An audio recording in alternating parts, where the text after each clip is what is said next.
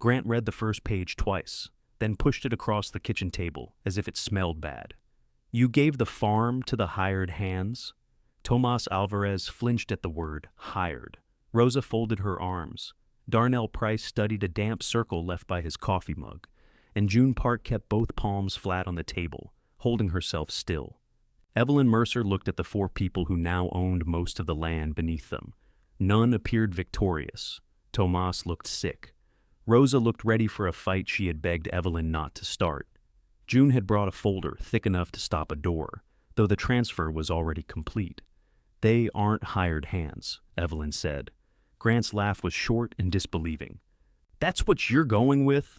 Across from him, Melissa pressed two fingers to her forehead. She had not touched the coffee Evelyn poured her. Grant tapped the paper. 46 years. Dad's name on the gate. Our family's entire history.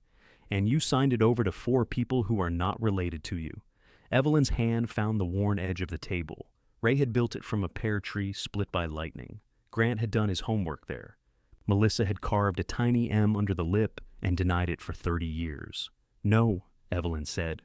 I signed it over to the people who stayed. 3 months earlier, the farm still belonged entirely to her, at least on paper. The first person to say sell was Melissa, though she did it so gently that Evelyn almost thanked her. They were on the back porch in late August, snapping the ends off green beans. Melissa had driven up from Portland with 2 insulated grocery bags, 3 containers of soup, and the expression she wore when entering a hospital room where the family had not yet been told the news. You know, she said, there's no rule saying you have to keep doing this. Evelyn dropped another bean into the blue bowl. Doing what? All of it. Melissa gestured toward the orchard, where rows of pear trees ran down the slope in the dry afternoon light. The gesture included the trees, the packing shed, the tractors, the bunkhouse nobody used anymore, and possibly the entire Yakima Valley. I didn't know I was under arrest, Evelyn said. I'm serious, Mom. That's usually when you're most dangerous.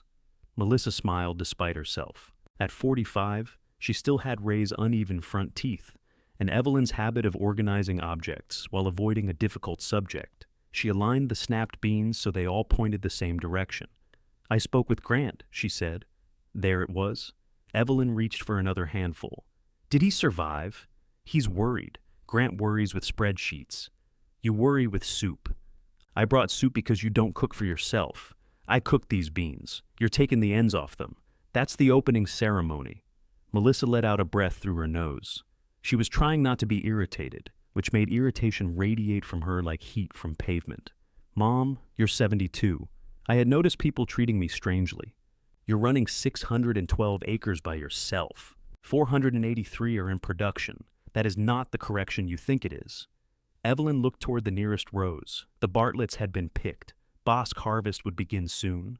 Between the trees, Darnell's old service truck crawled along the irrigation road, a blue shape behind curtains of dust. She could not see him, but she knew the posture he would have behind the wheel, one elbow out the window, chin lifted as if personally offended by every noise the truck made. I'm not running it by myself, she said. No, you have employees who call you at 5 in the morning when something breaks. They call Darnell. He calls me if it costs money. That's better. Usually not. Melissa set down a bean. The offer is good. Evelyn's fingers stopped. A breeze moved through the cottonwoods beside the house. Somewhere beyond the equipment barn, metal clanged, and a man cursed with enough feeling that Evelyn knew it was Darnell. What offer? Melissa's face changed, not much. A slight tightening around the mouth, a glance toward the bowl. Grant thought you knew. Grant thinks a lot of convenient things. He got a call from someone connected to that development east of Nashi's. They've been looking for larger parcels. And why would they call Grant? He knows people in commercial real estate. Grant knows one man who sold a dentist's office. Mom? How much? Melissa told her. It was more than Evelyn expected. Enough to clear the equipment loan, the operating line, the mortgage Ray had taken out during the bad frost years. Enough to leave money that looked almost indecent beside the farm's annual profit. For one shameful second, relief opened inside her. No more waking at 2 to wonder whether June's sales projections were too hopeful. No more choosing which repair could wait. No more standing at the kitchen counter with a calculator while the refrigerator hummed behind her. She could sell.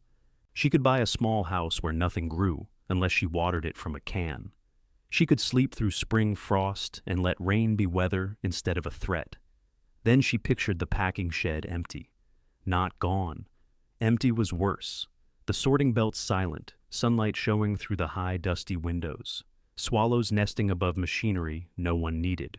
She pictured someone scraping Mercer Orchard from the gate because land sold faster without somebody else's name attached. Grant had no business discussing my property, she said. He didn't discuss anything confidential. The company already knows the acreage. You knew about this before you came. Yes. And you brought beans. I brought soup. Of course. The beans were mine. Melissa stood and walked to the porch rail. She had changed from the girl who used to leap from the hayloft into piles of flattened cardboard. She wore cream-colored pants on a farm and kept checking the soles of her shoes. But when she looked over the orchard, Evelyn saw something familiar in the way her shoulders lowered. I hate that you're alone here, Melissa said. Evelyn almost answered that she wasn't alone. Tomas and Rosa lived 6 minutes away. June occupied the little office 5 days a week and parts of Saturday. Darnell had been known to appear on Sundays carrying a carburetor and no explanation. But Melissa did not mean bodies nearby. After Ray died, the farmhouse changed its sounds. The furnace clicking on at night became louder. The ice maker dropped cubes like a drawer of silverware hitting the floor.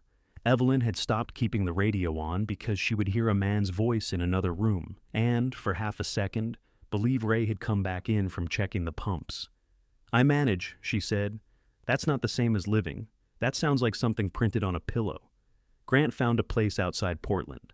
Independent living, not assisted living. They have private cottages and a community garden. A community garden. You like growing things. I grow pears by the truckload. You also complain about pears by the truckload. That's part of growing them. Melissa turned. Would it be so awful to be closer to me? The question landed differently from the others. Evelyn put a snapped bean in the bowl and brushed a thread from her lap. No, she said. It wouldn't be awful. Melissa's face softened too quickly, and Evelyn knew she had mistaken one honest answer for surrender. We could tour it next week. I didn't say I was moving there. Just tour it. I don't need a field trip. It's not a field trip. It's information. Your brother sends market reports. You bring information in comfortable shoes. These shoes are not comfortable. That does make me feel better.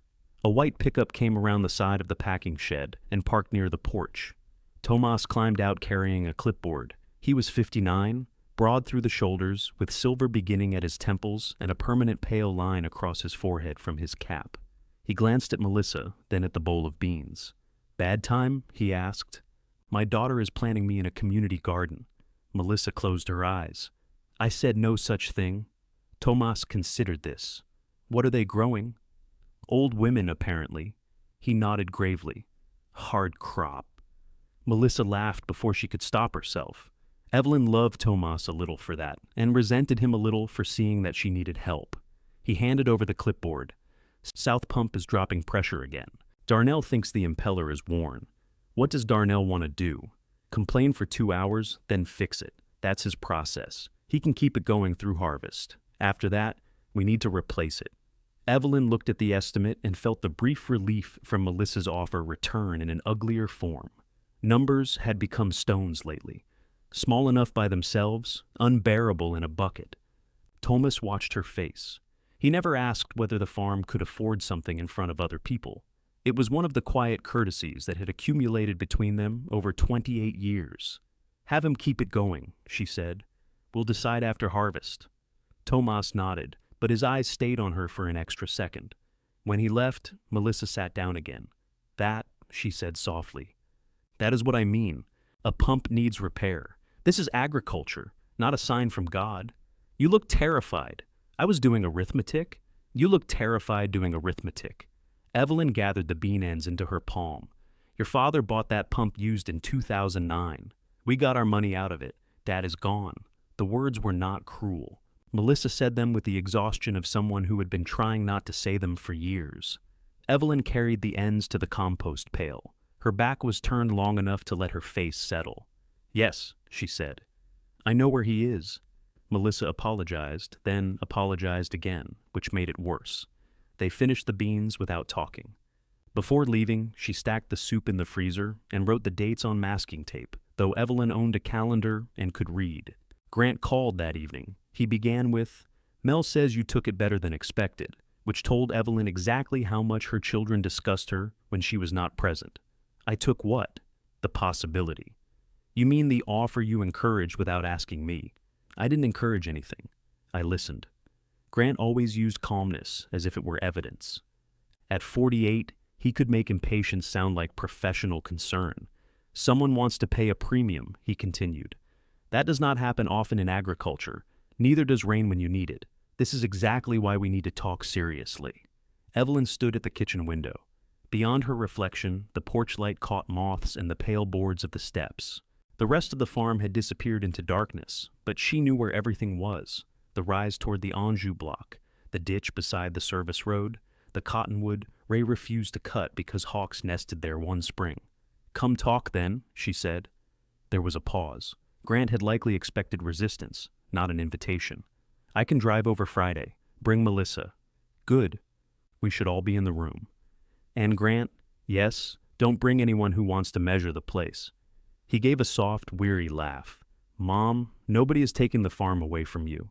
After the call, Evelyn remained at the window. In the yard, one of the motion lights came on. Darnell walked out from behind the equipment barn, carrying a toolbox in one hand and something greasy in the other. He crossed toward the pump road without looking at the house. It was nearly 9. Evelyn opened the back door. "You planning to go home tonight?" she called. Darnell stopped, was considering it. What changed? This pump took that personally. She almost told him not to bother, that the whole place might soon belong to men who saw pear trees as delays between purchase and construction. Instead, she went inside, wrapped 2 sandwiches in wax paper, and carried them out. Darnell accepted the bag without thanks. That was another courtesy.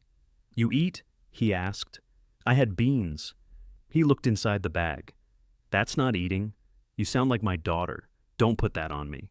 He headed into the dark, and Evelyn stood on the porch listening until his footsteps faded.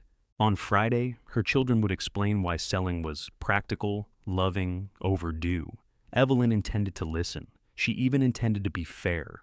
But for the first time, she wondered whether Grant and Melissa understood what they were asking her to sell, or whether she did.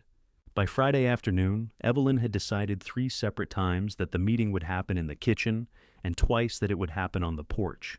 She settled on the kitchen because the porch made everything feel temporary, and she did not want Grant pointing at fields while he turned them into numbers. She made chicken salad and put out Ray's old glass pitcher of iced tea. Then she became annoyed with herself for feeding people who were coming to sell her house, so she put the chicken salad back in the refrigerator. At 4:15, Melissa came through the mudroom carrying a bakery box. "I brought lemon bars. I have food. I don't see food. It's exercising its right to privacy." Melissa set the box on the counter. "Are you going to be like this the whole time?" "I haven't decided. How long are you staying?" Grant arrived 12 minutes later, in a gray SUV, too clean for the gravel drive. He got out holding a slim leather portfolio and wearing dark jeans that probably cost more than Darnell's first pickup. He was tall like Ray had been, though Ray's height had always seemed useful. Grant's made doorways appear poorly designed. He hugged Evelyn with one arm and kissed the air near her hair. "You look good, Mom." "So do you." "Very expensive." He glanced down at himself. "It's a shirt." "I'm glad you wore one." Inside, he noticed the bakery box. "Lemon? Of course," Melissa said. "No lunch?" he asked. Evelyn brought the chicken salad back out. They ate at the table Ray had built, with Grant's portfolio placed on the empty 4th chair. For 11 minutes, nobody discussed the farm. Grant described a client who had tried to pay part of his fee in restaurant equipment. Melissa complained about hospital parking. Evelyn told them a raccoon had learned how to open the lid on the feed bin. It was almost pleasant, which made her suspicious. Grant cleared his plate, carried it to the sink, and washed it. Ray had trained both children to clean up after themselves, though Grant performed the act with the careful thoroughness of a guest in a rental house. "Okay," he said, returning to the table. "Can we talk?" "You drove 2 hours. I assumed you didn't come for my chicken salad. It's very good." "It has too much celery," Melissa said. Evelyn looked at her. "I like celery," Melissa added. Grant opened the portfolio. Inside were printed pages with colored tabs. He slid the first one toward Evelyn. "I want to start by saying, This is not a commitment. This is information. That phrase is spreading. He glanced at Melissa. What phrase? Nothing, Melissa said. Keep going. The first page showed an aerial photograph of the orchard, the property lines drawn in red. The land looked strangely small from above, flattened into tidy shapes. Evelyn found the farmhouse, the packing shed, the south block, the silver strip of the irrigation reservoir. Ray's cottonwood was a dark speck near the road. She touched the edge of the photograph. Where did you get this? County records and satellite imagery. It's public. They missed the old access road. Grant leaned closer. Where? She pointed. That's barely visible. It still floods every March. He made a note in the margin. The easy way he did it bothered her more than if he had argued. The group looking in this area develops planned residential communities, he said. Low density, walking trails, shared green space. They're not talking about paving every inch. How generous. Mom, I'm telling you what they do. I'm not endorsing it. Have they made an offer or not? Not formally. They've indicated a range. The number Melissa gave me. Yes. And you gave them permission to indicate it? Grant sat back. That's not how business works. How does asking the owner work? No one is negotiating on your behalf. You told them I might sell. I told a broker that, given your age and the pressure on independent orchards, you might be open to a conversation. The kitchen seemed to narrow around her. Given my age. Don't pull out 3 words and make them the whole sentence. They were good words. Melissa reached for the pitcher. The ice had melted enough to knock softly against the glass. Grant should have asked you first, she said. He turned to her. You knew I took the call. I knew someone contacted you. I didn't know you described Mom as potentially open. I didn't describe her as anything. You just did. Grant's jaw shifted. It was Ray's expression when a bolt stripped under the wrench. I drove over here because we agreed she deserved facts, he said. Can we please not turn me into a villain for answering a phone? Evelyn pushed the aerial photograph back. Nobody has to turn you into anything. Silence settled. Grant closed his eyes briefly, then removed another page. Fine. I should have called you before saying anything. I'm sorry. The apology was clean and immediate, giving Evelyn nothing to push against. Grant had always been good at that. Even as a young man, he could surrender 1 square inch of ground and somehow end up owning the room. He showed her comparable land sales, development projections, estimated closing costs. He had deducted the farm's known debts from the possible price. The number at the bottom was large enough to make her skin prickle. Your information about the operating line is old, she said. How old? 2 years. Is it higher or lower now? She looked at the page. Higher, she said. How much? That's between me and the bank. Then this estimate is optimistic. I know what optimistic means. I didn't say you didn't. Melissa took the page and read the numbers. Even if the debt is higher, this would give you more than enough to live comfortably. I live comfortably. The south bathroom hasn't had reliable hot water since Christmas, Grant said. It has hot water. It takes initiative. The back steps are rotting. Darnell is replacing them after harvest. You said that last year. He had other work. Grant spread his hands. That's my point. There is always other work. There will always be another pump, another frost, another roof. You could walk away with security. And you? His hands lowered. What about me? How much security do you walk away with? Melissa looked down at the table. Grant did not. I'm not going to lie and say the inheritance is irrelevant, he said. It would help me. It would help Mel. But you would get the money, Mom. Not us. Until I die. Jesus, you're the one with projections. That is cheap. It's accurate. No, it's what you say when you don't want to address the real question. And what is the real question? Grant leaned toward her. What are you trying to prove? The words hung there, oddly intimate. Evelyn looked past him to the window over the sink. The cottonwood leaves had begun to turn at the edges. A flatbed rolled slowly along the service road, carrying empty harvest bins. Tomas drove. Rosa sat beside him, with one elbow out the window. I don't know, Evelyn said. Grant's anger loosened, but she had not offered the answer for his benefit. She truly did not know. For years, the farm had demanded things before she could decide whether she wished to give them. Ray's stroke had come during thinning season. His recovery lasted through harvest and into pruning. Then came medications, appointments, another stroke, A funeral on a windy February afternoon. By the time Evelyn lifted her head, everyone had begun admiring her strength. Strength was a suit of armor other people fastened onto you, and then complained when you could not sit down. Melissa reached across the table, stopping short of touching her hand. "No one thinks you failed," she said. "I didn't ask what anyone thought. We're saying you don't have to keep this place because it was Dad's. I know that." "Do you?" Evelyn pushed back her chair. "Come with me." Grant looked at Melissa. "Where?" "You wanted facts." She led them through the mudroom and across the yard. Heat rose from the gravel. The packing shed doors stood open, and inside, the belts were running for a small load of late Bartletts. The machinery filled the air with a steady clatter. Rosa stood near the sorting line in a green apron, speaking to a driver while watching fruit pass beneath the lights. She spotted Evelyn and held up one finger. Grant leaned toward his mother. "Is this supposed to be a tour?" "No, Rosa's busy." "So why are we here?" Evelyn kept walking. Behind the shed were pallets of collapsed boxes, a forklift with a cracked seat, and 3 refrigerated trailers. June Park came out of the office holding a phone against her shoulder and a pencil between her teeth. She was 41, small and quick, with black hair twisted into a knot that shed loose strands by noon. She pulled the pencil out. "If they want #1 grade at that price, they can come here and sing to the pears personally." Grant raised his eyebrows. June saw the 3 of them, pointed at the phone, and mouthed, "Buyer." Then she disappeared back inside. Evelyn continued toward the south block. Grant fell into step beside her while Melissa picked her way around a muddy patch. At the pump house, Darnell was kneeling beside an open metal casing. His gray t-shirt was dark between the shoulder blades. Tools lay around him in an order that looked careless until anyone else touched one. "Pressure?" Evelyn asked. "Exists," he said. "How much?" "Enough to keep Tomas from bothering me for 9 minutes." Grant peered at the open pump. "Can it make it through harvest?" Darnell looked up slowly. "You asking the pump or me?"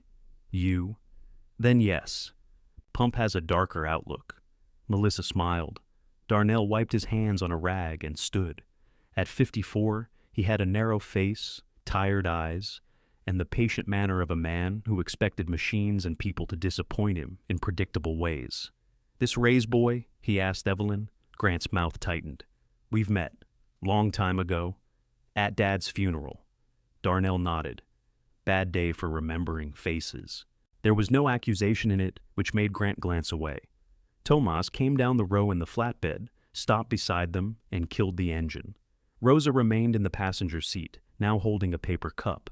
"What happened?" Tomas asked. "Nothing," Evelyn said. "Then why is everyone standing around Darnell?" "Usually means smoke. I'm showing my children the pump." Darnell picked up a wrench, finally getting the recognition it deserves. Rosa looked from Evelyn to Grant's portfolio, still tucked under his arm. Her expression sharpened. "You tell them?" she asked. Evelyn felt both children turn toward her. "Tell us what?" Melissa said. Rosa's eyes stayed on Evelyn. The rejected fruit contract had come that morning. 28 tons of Bosque pears, suddenly without a buyer, 4 days before picking. "We're handling it," Evelyn said. June's voice came from behind them. "We are attempting to handle it." She had followed them from the office and was still carrying the pencil. Grant looked at Evelyn. "How much money are we talking about?" "It doesn't matter yet." "Of course it matters." Tomas climbed out of the truck. "Maybe this is family business." Grant gave him a thin smile. "It's a family farm." Something changed in Tomas's face, then disappeared. Evelyn heard it anyway. The quiet claim beneath Grant's words. He could stay away for months and still call the place his.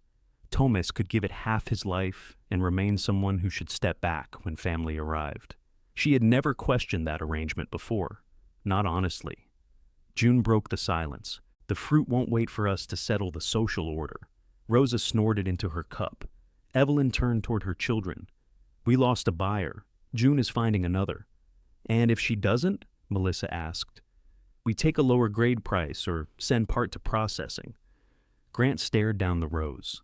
"How many of these surprises are there? It's farming. They don't send a schedule." He looked tired now, not polished or predatory. Just tired. "Let an independent appraiser look at the property," he said. "Not the developer, someone you choose. Let us see the real numbers. If selling is wrong, the facts will show it." Evelyn looked at Tomas. He had lowered his eyes to the pump. Rosa watched her openly. June rolled the pencil between her fingers. The south pump coughed inside its housing, shuddered, then resumed its uneven rhythm. "One valuation," Evelyn said. "No promises." Grant exhaled. "And nobody comes onto this property without me knowing." "Agreed." She held his gaze until he nodded again. "Agreed," he repeated. On the walk back, Grant and Melissa went ahead of her, talking quietly. Evelyn stayed beside the pump house while Darnell fitted the casing back into place. "You selling?" he asked. "I agreed to a valuation. That wasn't my question." Evelyn watched Grant point toward the road frontage as he spoke to Melissa. "No," she said. Darnell tightened a bolt. "Wasn't sure that was my question either." "If you figure out what you asked, tell me," Evelyn said. Darnell grunted. "I charge for consulting." She left him with the pump and returned to the packing shed, where June had converted the rejected contract into 4 columns on a yellow legal pad: fruit, possible buyers, transportation, and damage. The damage column was the longest. "We can move 8 tons through the fruit box accounts if we stretch deliveries over 3 weeks, June said. "Maybe 10, but then we're asking people to discover a spiritual need for pears." Rosa stood beside her, counting on her fingers. "The church kitchen in Spokane took seconds last year. At donation prices. They paid for the truck. Generous of them to pay us nothing without making us deliver it for free. They also sent cookies. Were they 28 tons of cookies?" Evelyn leaned over the pad. "Call them." June gave her a look. "For 6 tons, Evelyn added. "Then call Collins Grocery. They rejected us in June. They rejected our asking price. We have a different asking price. That is a cheerful description of what we have." Grant and Melissa had come back into the shed behind her. Grant listened while June explained the options, his face losing some of its certainty with each number. He asked intelligent questions. Evelyn wished he had asked stupid ones. "What happens if you leave the fruit?" he said. Tomas answered from the doorway. "It rots. I understand that." Financially, it rots." June covered a smile with the pencil. Grant glanced toward the sorting line. "Could the developer's interest give you leverage with the original buyer? If they think ownership may change, maybe they honor the contract to maintain the relationship." "There is no contract to honor," June said. "There was a purchase plan subject to their final estimate. Their estimate changed, conveniently." "That's produce." Grant nodded once. "Who are they?" Evelyn looked at him. "Why?" "So I can call." "No, I negotiate for a living. You advise restaurant owners on leases. And I know how to make an uncomfortable phone call. June also knows." June moved the pencil from one hand to the other. "I know several ways." Grant's expression hardened. "I'm trying to help." "I know," Evelyn said. "But if you call, they'll hear someone who can walk away. June has to sell to them next season." He opened his mouth, then shut it. That small surrender gave Evelyn less satisfaction than she expected. Melissa offered to stay and help with calls. Rosa put her to work matching delivery addresses instead. By 6, Melissa had removed her cream jacket, tied on a spare green apron, and developed ink marks across 2 fingers. Grant carried damaged boxes to the baller without being asked, though Darnell had to show him how to operate it. "You press green, not red," Darnell said. "I know what emergency stop means. Then you're ahead of most management." Grant stared at him. Darnell stared back. Then Grant laughed. For a moment, Evelyn saw the boy who used to trail Darnell through the equipment yard, handing him the wrong wrench with great confidence. June secured a partial order from Collins Grocery at a price low enough to be insulting, but high enough to accept. A cider processor took another portion. The fruit box customers received an enthusiastic email about a special orchard selection that was not technically a lie. 9 tons remained. "We pick only the cleanest rows," Tomas said. "Everything else goes to ground." Rosa shook her head. "People can eat it. People are not here. We can set up a weekend sale." "With what staff?" "Me. You already work 6 days. So do you." "That does not make 7 a good idea." They argued in quick, familiar bursts, Tomas in English and Rosa, answering partly in Spanish when English became too slow. Evelyn caught enough to understand that the pears were no longer the entire subject. Rosa believed Tomas had been working with pain in his left shoulder. Tomas believed Rosa used every business problem as an excuse to diagnose him. June waited, tapping the legal pad. "We'll do one day," Evelyn said. "Saturday. Roadside price, bring your own box." Tomas turned. "That won't move 9 tons. "No, but it may move 1, and the other 8. Evelyn looked at the figures. "Leave the worst block." Nobody spoke. For years Ray had made those calls. He would walk the row first, squeeze the fruit, cut one open with his pocket knife, and come back with the answer as if the trees had told him. After his death, Evelyn learned that authority mostly meant being the person others watched while something was lost. "The third section by the ditch," she said. "Don't pick it." Thomas nodded. Rosa looked down at her apron. Darnell left to check the pressure. June drew a line through a number. Grant did not say the word sell again that day. The independent appraiser he later recommended was a woman named Caroline Beck, based in Wenatchee, with no connection to the developer. Evelyn checked. June checked after Evelyn, then told her that distrust was not an accounting system. "It's worked pretty well socially," Evelyn said. Caroline could not come for 12 days. In that time, the orchard became too busy to discuss its future. Picking began before dawn, when headlights moved between the rows and the air smelled of cold dust and ripe fruit. By 10, the heat rose. By afternoon, everyone had pear grit on their arms. The roadside sale moved 1.5 tons. Rosa made a hand-painted sign that read, "Orchard box, ugly pears, beautiful price." June objected to the word ugly until the first customers photographed it. Darnell objected to customers walking near his shop, the parking arrangement, and a woman who asked whether the tractor was an antique attraction. "It's a 1986 Massey Ferguson," he told Evelyn. "That woman was born after it, so it is antique to her. Then she's wrong in several directions." Melissa drove up Saturday morning with coffee for everyone. She spent 4 hours taking payments and telling people how to ripen pears in paper bags. When Evelyn thanked her, she shrugged. "I wanted to see the ugly fruit. You looked in a mirror first thing. I'm putting you in the bad cottage." She said it lightly, but they both heard the cottage underneath. Grant did not come. He called around noon, asked how the sale was going, and promised to visit when Caroline did. In the background, Evelyn heard voices and the clink of dishes. "Where are you?" she asked. "At work." "On Saturday?" "I'm meeting with someone about a restaurant space." "I thought you were done investing in restaurants. I'm advising." The answer arrived a fraction too quickly. Evelyn watched Melissa hand an older man change for 2 boxes. "How are things, Grant?" "Things are fine." That's what people say when things are not shaped enough to describe. "Mom, I have to go." Afterwards, she asked Melissa whether Grant was in trouble. Melissa kept her eyes on the cash box. "He's had a rough year." "How rough?"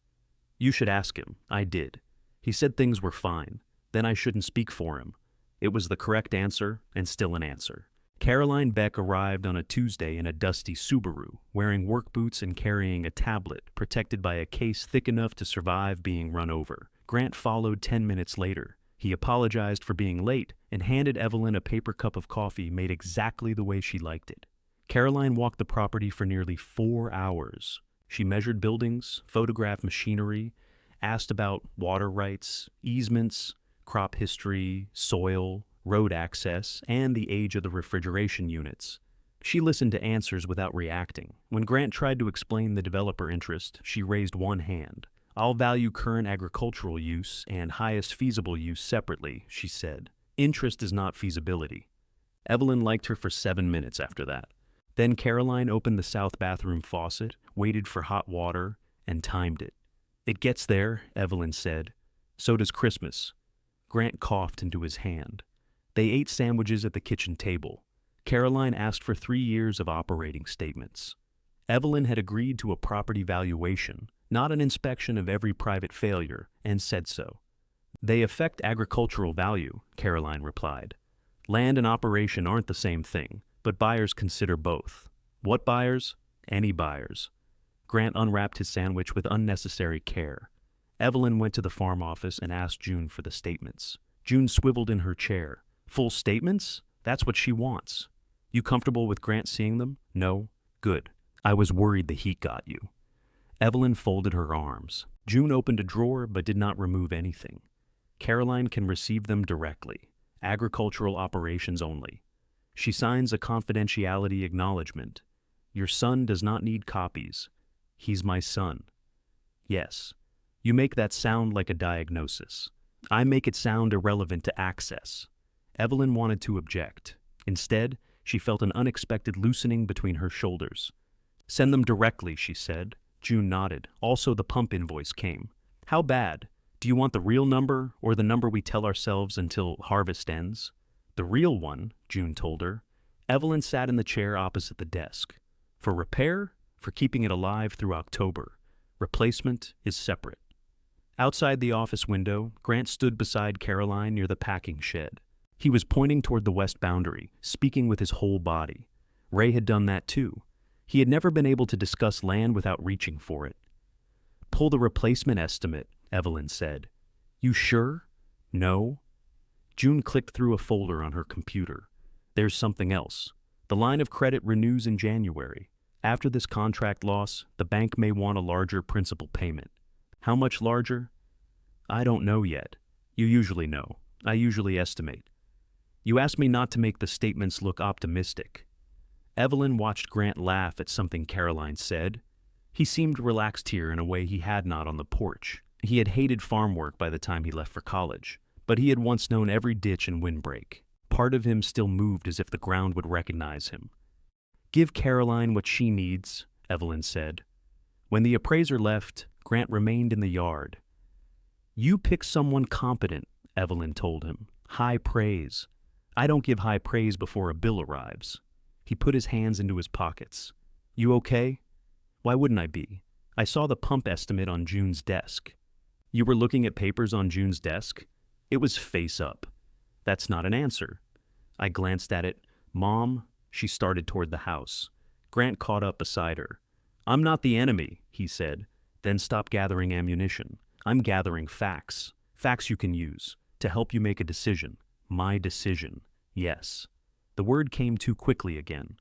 At the back steps, he stopped her with a hand lightly on her arm. Dad refinanced twice, didn't he? Evelyn removed his hand.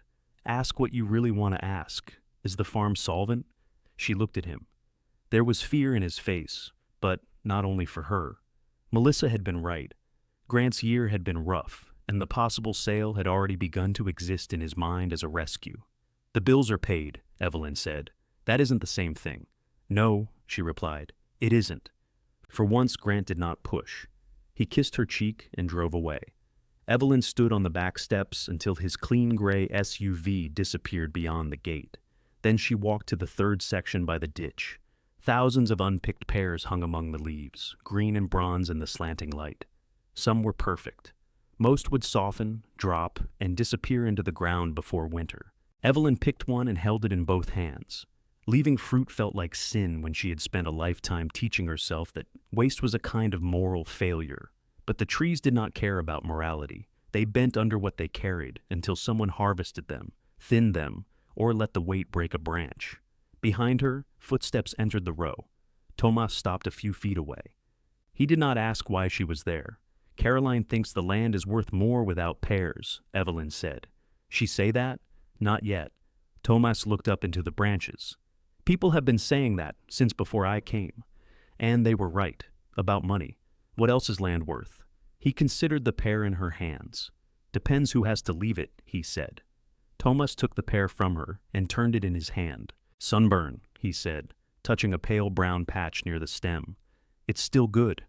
I didn't say it wasn't. He cut it with the small knife he carried on his belt and handed half to her. Juice ran across his thumb. They ate beneath the loaded branches while fruit that would never be sold hung around them. Rosa thinks I should go to a doctor, he said. About your shoulder? His eyes narrowed. Who told you? You did, by moving your whole body instead of your left arm. It's sore. How long? 28 years. That's how long you've worked here. Coincidence? Evelyn gave him a flat look. After harvest, he said. People say that as if there isn't always something after harvest. You sound like Rosa.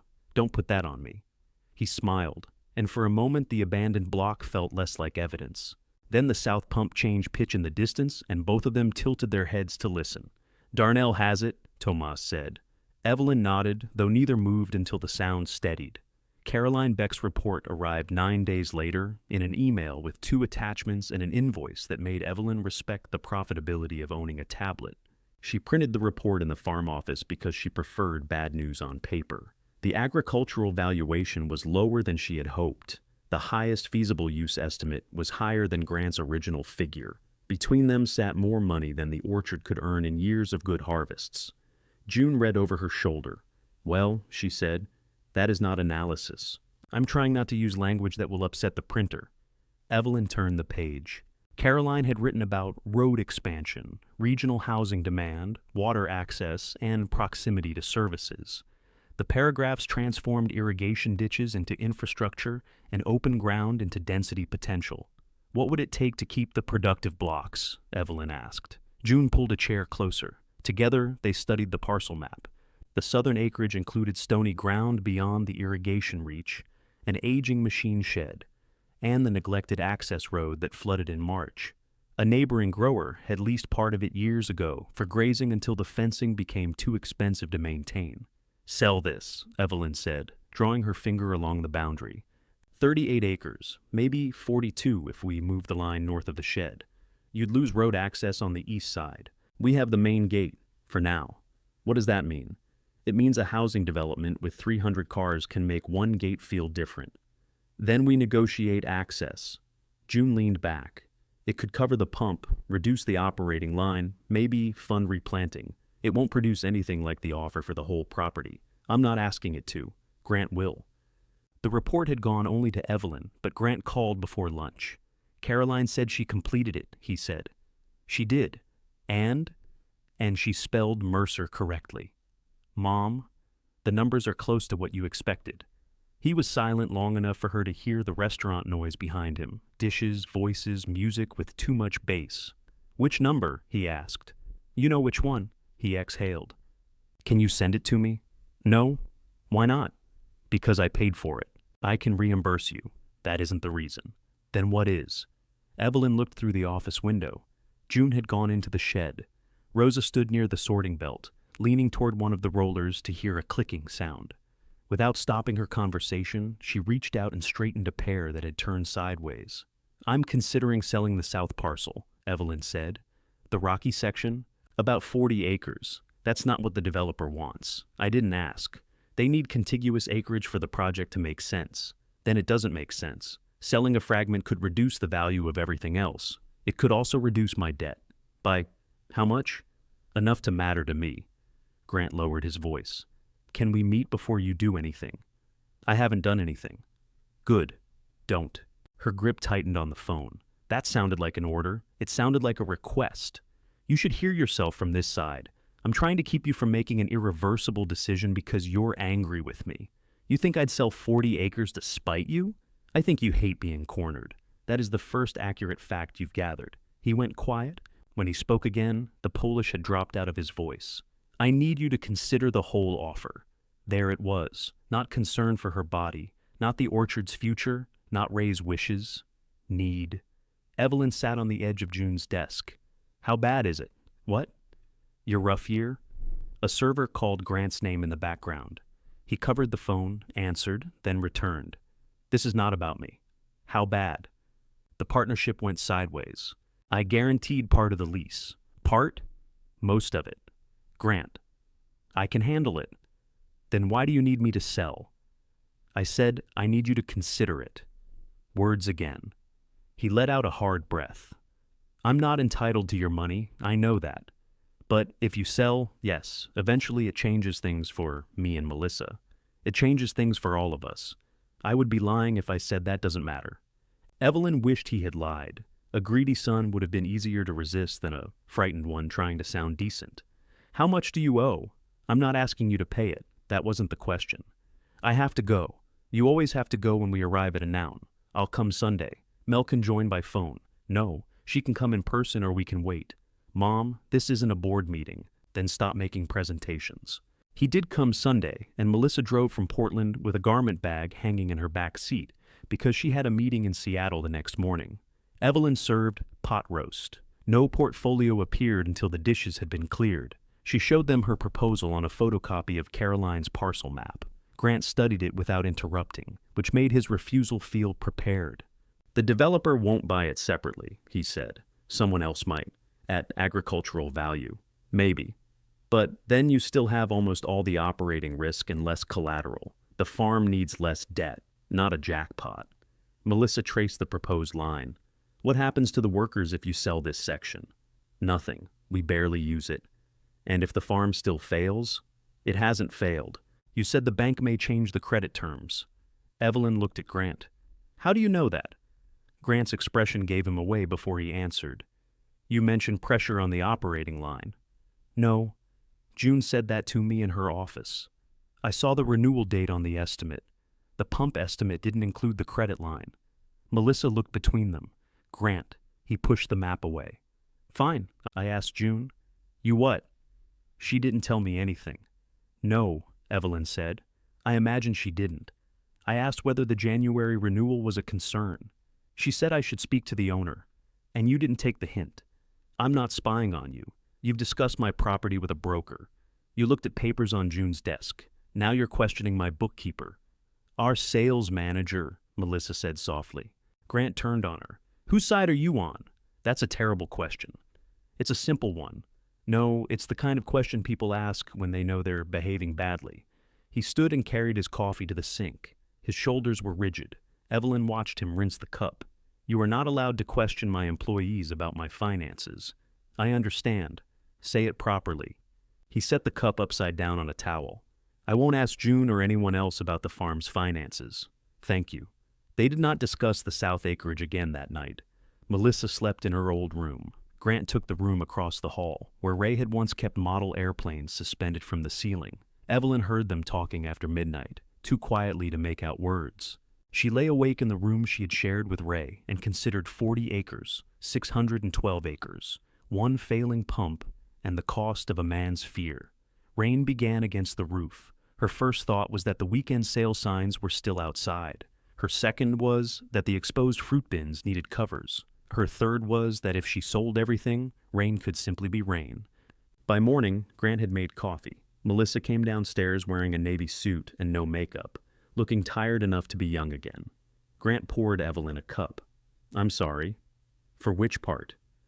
All the parts currently under review. She took the coffee. I pushed, he said. I shouldn't have. No. I still think selling is right. You're allowed. Melissa looked at her watch. I have to leave in 5 minutes, and I'm not emotionally prepared for a breakthrough. There isn't one, Evelyn said. Thank God. They parted with hugs that felt real, if not repaired. The harvest ended in pieces, one block finished, then another.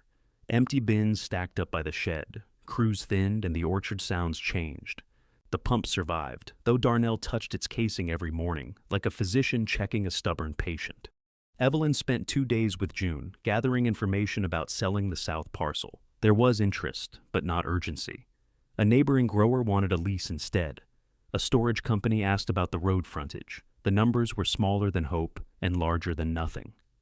On Thursday, Evelyn drove into town for a dental cleaning and stopped at the bank. She was gone 3 hours. When she returned, a white sedan was parked beside the house. At first, she assumed someone had come to see June. Then she noticed the front door standing open. A man in a blue jacket was kneeling in the yard, photographing the porch from a low angle. Another man stood beside Grant near the gate, holding rolled plans. Evelyn stopped her truck so sharply that her purse slid onto the floor. Grant saw her and raised one hand. The photographer entered the house before Evelyn reached the porch. What is this? She asked. Grant came toward her. Mom, don't get upset. Behind him, the man with the plans smiled. Mrs. Mercer? Paul Hensley. Grant's told me wonderful things. You're the broker, land development consultant. You're on my property. Grant lowered his voice. It's just an exploratory visit. No commitments. Evelyn went through the open front door. The photographer stood in the mudroom, moving Ray's boots away from the bench with 2 fingers. Those make the entrance look cluttered, he said. He set them beside the trash can. The boots were cracked at the ankles and still carried pale orchard dust in the seams. Evelyn had not moved them since the week after Ray's funeral. She did not keep them there as a shrine. She kept them there because that was where they belonged. She picked them up and placed them beneath the bench, toes facing the door. Everyone out, she said. Grant appeared behind her. Mom, it's pictures. Out. You agreed to consider the offer. I agreed to evaluation. Paul drove 3 hours. He can enjoy the drive back. Don't make a scene over a pair of boots. Evelyn turned. The photographer lowered his camera. Paul stopped smiling. Grant looked at her as if she were embarrassing him in public, though he had brought the public into her home. They leave, she said. Then you leave? Mom, now. No one argued after that, not even Grant.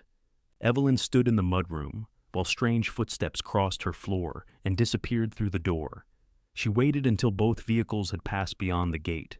Then she sat on the bench above Ray's boots. Grant had kept his promise not to question her workers. He had simply begun selling the farm around her. The house remained disturbed after everyone left. Nothing was missing. The photographer had moved a bowl of mail from the counter, opened the curtains in the front room, and taken a dish towel off the oven handle. Small things. Evelyn walked from room to room, putting them back. In the dining room, 2 chairs had been angled toward each other beside the window. The room had not looked that conversational in years. She straightened them against the table. The orchard outside was quiet except for the forklift near the packing shed. Through the glass, she saw Thomas step down from it and look toward the house. He had probably watched both cars leave. If he came over, she would have to describe what happened. She did not yet trust herself to do that without either crying or making it funny. The phone rang. Grant. Evelyn watched his name brighten the screen until it went dark. A minute later, he called again. Then a message appeared. I'm sorry you were blindsided. I should have communicated better. She read it twice. Not, I should not have done it. I should have communicated better. Evelyn placed the phone face down and opened the refrigerator. There was half a lemon bar on a plate, a jar of pickles, 3 eggs, and enough soup from Melissa to survive a regional emergency. She was not hungry. She stood with the cold air against her face until the refrigerator began to beep. A knock sounded at the mudroom door. Tomas leaned in without entering. You all right? I'm looking for dinner. He glanced past her at the refrigerator. You lose it? Apparently. He nodded toward the yard. Who were those men? One was a broker. One took pictures. For selling. For exploring. Did you know they were coming? Evelyn closed the refrigerator. Tomas took off his cap. He did that whenever he entered the house, even if he only put 1 boot across the threshold. Grant brought them, she said. Tomas looked down at the cap in his hands. I saw him. He moved Ray's boots. Grant? The photographer? Tomas's expression shifted as if she had told him something physically painful.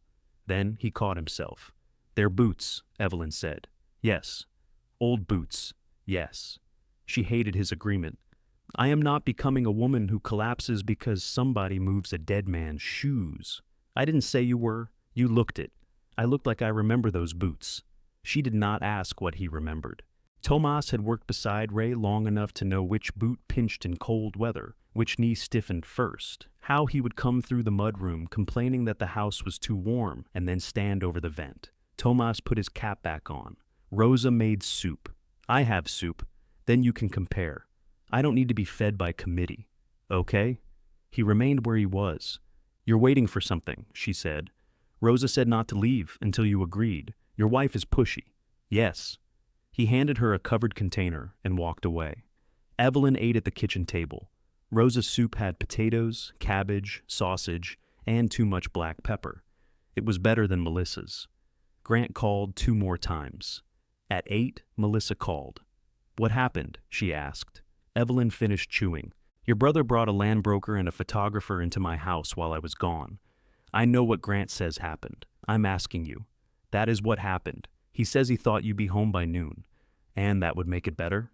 No. The speed of Melissa's answer surprised her.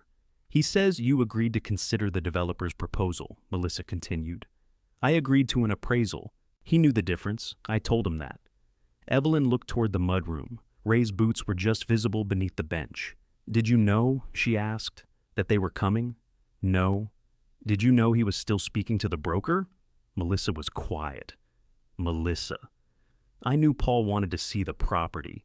And I told Grant you would never agree if he made it formal. The spoon slipped from Evelyn's fingers and struck the bowl. What does that mean? It means I said he should talk to you first. That is not what you said. Melissa exhaled. I said if it felt like a sales appointment, you would shut down. I suggested he make it informal. You suggested an informal trespass. I did not know he would go into the house. You helped him decide how to get around my no. I was trying to prevent another fight by arranging it quietly. That isn't fair. No, it isn't. The silence on the line lasted long enough that Evelyn heard Melissa's refrigerator humming through the phone. I'm sorry, Melissa said. I thought if you met Paul and heard what the development would actually be, you might feel less threatened. I wasn't threatened by the development. Then what were you threatened by? Evelyn could have said age, debt, an empty bedroom, the possibility that her children saw her as a stubborn problem wearing their mother's face. You, she said. Melissa inhaled sharply. I'm going to bed. Mom, please. But Evelyn ended the call. She slept badly and woke before dawn to a text from Grant. I overstepped. Paul deleted the interior photos. I'll give you space. There were 3 possible replies in her mind, all of them cruel enough to be satisfying for less than a minute. She sent none. At 6:30, she carried coffee to the south pump. Darnell was already there, crouched beside it with a flashlight between his teeth. You ever sleep? She asked. He removed the flashlight. Not during machinery's final illness. You said it would last through harvest. Harvest is over. Pump heard me. The motor gave a low, uneven hum. What happens if we shut it down until spring? Nothing today. In April, you'll be angry with a different tense. How much life can you get out of it? That depends whether you mean mechanically or spiritually. Mechanically. Maybe a month. Maybe one hard freeze decides for us. Evelyn sat on an overturned bucket. The metal chill came through her jeans. Darnell, if I sold the farm, what would you do? He did not look up. Find work. Where? Somewhere with machines. You make that sound simple. It's not complicated. Would you leave the valley if work did? She watched him loosen a fitting, wipe it, then tighten it again. You've been here 17 years. 19. I knew that. No, you didn't. The words were calm. That made them land harder. Darnell replaced the flashlight between his teeth. What if you didn't have to find work? Evelyn asked. He spoke around the flashlight. That sounds like dying. I meant if the farm kept operating, then I'd fix the pump. Just like that. He removed the light again and looked at her. Mrs. Mercer, do you want me to tell you not to sell? I asked what you would do. No. You asked how guilty you should feel. She stood too quickly and the bucket tipped behind her. Forget it. Already working on it. She walked halfway back to the house before turning toward the farm office. June had not arrived. Evelyn used her key, switched on the lights, and stood among the file cabinets, sample cartons, sales calendars, and stacks of invoices. The office smelled of paper, coffee, and the cinnamon gum June chewed when buyers delayed payment. On the wall was a whiteboard showing the season's yields. Several figures had been revised downward. The rejected Bosk order remained circled in red, even though most of the fruit had been placed or abandoned. June did not erase a wound until the accounting closed. Evelyn sat at the desk but did not turn on the computer. She imagined telling Paul Hensley yes, the equipment would be auctioned. The workers would receive notice and whatever severance she could afford. Grant's lease guarantee could be paid, if she chose. Melissa would help her find a cottage with a raised garden bed. Everyone would call the sale difficult but wise. She imagined Darnell walking into a larger shop where nobody knew he disliked country music before 8 in the morning. Rosa training someone else to spot pressure bruising on a sorting line. Tomas standing on land where he had no memories. June taking her yellow legal pads to an operation that paid on time. They would survive. That was the cruel comfort beneath every sale. The office door opened. June stopped with one hand on the knob. She held 2 coffees in a paper bag. You're in my chair. I own the chair. You own the building. The chair is under disputed governance. Evelyn stood. June handed her 1 coffee. Thomas told me about yesterday. Does everyone know? Darnell doesn't know, which means everyone knows except Darnell, and he will pretend not to. Melissa helped. The photographer? Grant. She advised him how to make the meeting feel informal. June set the paper bag on the desk. That sounds like Melissa. You barely know her. I know people who think tone is the same as consent.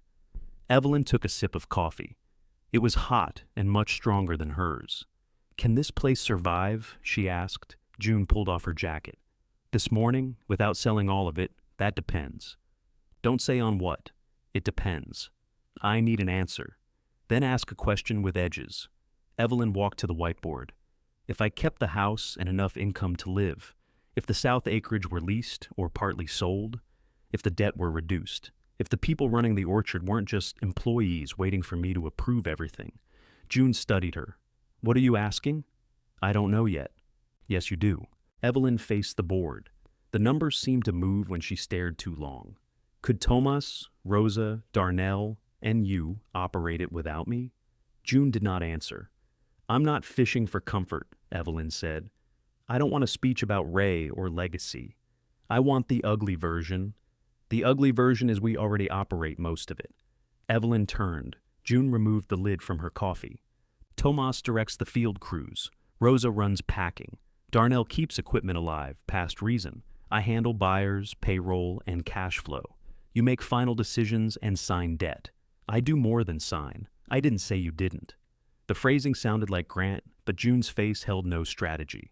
You also cover gaps nobody else sees, June continued. You know the trees. You know which relationships matter. You take the risk. And when there's a bad choice, you choose it so the rest of us can complain about you together. That's leadership? Sometimes. Could it work? As what? Evelyn looked through the office window toward the orchard. Bare patches showed where the unpicked pears had fallen. The trees stood relieved of their weight.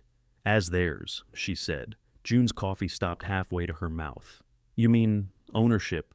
I mean, tell me whether it could work before I decide what I mean. June lowered the cup. It would not be a gift, she said.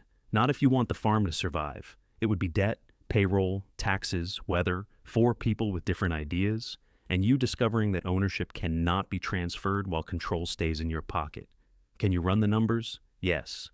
Quietly. For now. June turned toward her computer, then paused. Do they know you're considering this? No. Good. Because Thomas may refuse. Why would he?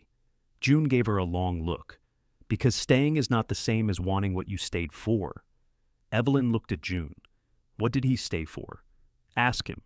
You're the one making mysterious statements before breakfast. I'm making one non-financial observation. It's exhausting. June turned on the computer and began opening files. She created a spreadsheet called Scenarios, then renamed it Peers, because, she said, anyone passing the office window would find pears less interesting. What do you need from me? Evelyn asked. Every expense you pretend is personal because it makes the farm look healthier. I don't pretend.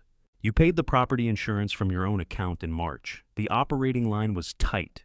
You replaced the bunkhouse water heater in May. It was $400, $583, and you never submitted it. Evelyn pulled the second chair closer. You have a disturbing relationship with receipts. It is the only relationship in my life where dishonesty comes printed with a date. They spent the morning removing romance from the orchard. June calculated the minimum annual income Evelyn would need if she kept the farmhouse. Evelyn objected to the number. I don't spend that much. You will need health insurance supplements, house repairs, taxes, and enough money to live somewhere else temporarily if the septic system develops character. It has been fine for 30 years. So had the pump. They listed the farm's debts, then equipment likely to require replacement within 5 years. The list lengthened every time Darnell walked past the window. Stop looking at him, Evelyn said. I'm pricing his expression. They examined the southern acreage. A sale would bring immediate cash, but cut into the main parcel and create road complications. A long-term lease to the neighboring grower would produce less, though it could be combined with the unused machine shed and grazing ground. June suggested asking the storage company about the narrow strip of frontage, but Evelyn disliked the idea of metal units lining the road. People need storage, June said. People need fewer things. That philosophy does not pay the pump invoice. The packing shed sat idle much of the year. June had spoken before about renting space to 2 smaller growers whose facilities could not meet grocery chain requirements. Ray had refused. He disliked other people's fruit passing through his equipment. Why? Evelyn asked. He said contamination risk. Was there one? There's always risk. What else did he say? June kept her eyes on the screen. He said Mercer equipment was for Mercer fruit. Ray had been generous with meals, wages when he could afford them, and trucks borrowed without questions. He had also believed ownership conferred a special kind of correctness. Call the growers, Evelyn said. Now? Before I remember how much I hate other people using my things. By afternoon, the proposed farm belonged to no one and was already arguing with itself. Leasing the south ground preserved acreage but did not produce enough capital. Renting the shed created income but required insurance changes and off-season staffing. Expanding the fruit box accounts meant refrigeration, marketing, and more people wanting to photograph tractors. The direct accounts had grown under June's management, but not fast enough to replace wholesale buyers. There was no single change that saved anything. There were 6 small changes, each carrying work and the possibility of failure. This is not a plan, Evelyn said at 4. It's the beginning of a plan. It looks like a yard sale. June saved the file. Most businesses do when you put everything on one page. Evelyn did not tell anyone else for 6 days. Grant honored his promise to give her space. The absence of his calls felt peaceful until it began to feel punitive. Melissa sent one message asking if Evelyn wanted to talk. Evelyn replied, "Not yet," and Melissa answered, "Okay." That was somehow worse than argument. Rosa noticed June staying late and asked whether the grocery accounts were in trouble. June said they were modeling next season. Rosa then asked Evelyn why next season required the office lights until 9. June likes fluorescent lighting. Nobody likes fluorescent lighting. Exactly. It builds character. Rosa did not laugh. The next afternoon, Evelyn found her in the packing shed, cleaning rollers that were already clean. With harvest finished, the building sounded enormous. Each footstep traveled into the rafters. "You're worried," Evelyn said. "June is worried. June was born worried. She has a special forehead for lying. What does mine say? That you want something." Evelyn picked up a rag and wiped a streak of dust from the frame. "If this were your farm, what would you change?" Rosa stopped working. "It isn't my farm. That's why I said if. I would make people stop asking questions while I'm cleaning. You'd rent the shed in the off-season to small growers?" Evelyn glanced at her. "June told you?" June told Tomas. Tomas told me he did not know why June was asking about capacity. This is how married people preserve confidentiality. Would it work? Yes, if their fruit is good and they follow my floor rules. Your floor rules? Exactly. What else? Rosa placed the rag on the rail. "What are you doing, Evelyn?" "Thinking. That has caused trouble before. I'm trying to understand what the farm could be. The farm is a farm. Without me." Rosa's face went still. "Are you sick?" "No." "Did a doctor say something?" "No." "Then why would it be without you?" "Because I'm 72, because Grant wants it sold, because the bank may ask for money we don't have, because I'm tired of every decision ending at my kitchen table." Rosa studied her. "And because Grant brought those men into your house.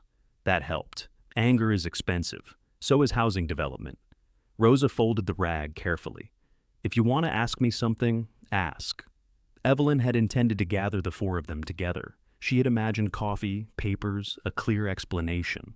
Instead, the words came out beside a sorting belt that still smelled faintly of pears. "Would you want part of it?"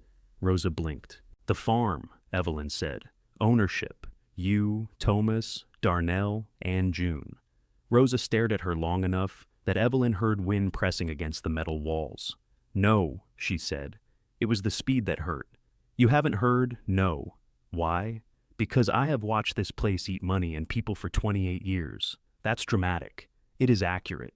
You've also spent 28 years keeping it alive. For wages. Not only wages." Rosa's chin lifted. "Be careful." Evelyn felt the warning, but did not understand it until Rosa continued. "You do not get to turn every extra hour we gave you into proof we wanted to own your problems." "I didn't say that. You said we stayed."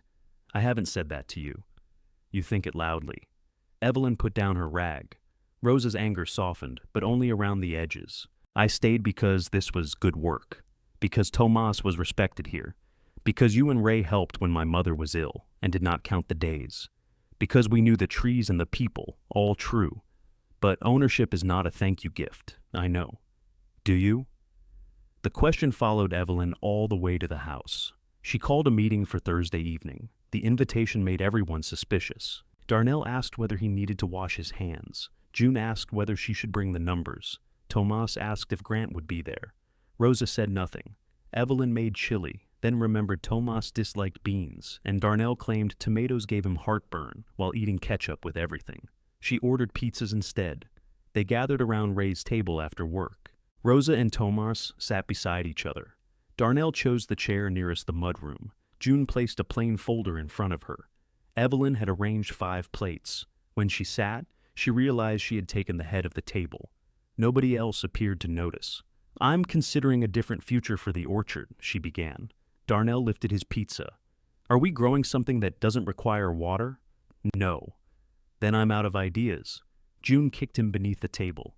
Evelyn described the lease possibility, the shared packing operation, the fruit box expansion, and the sale of a narrow piece of road frontage. She explained that the farm would still carry debt. She would retain the farmhouse and require annual income.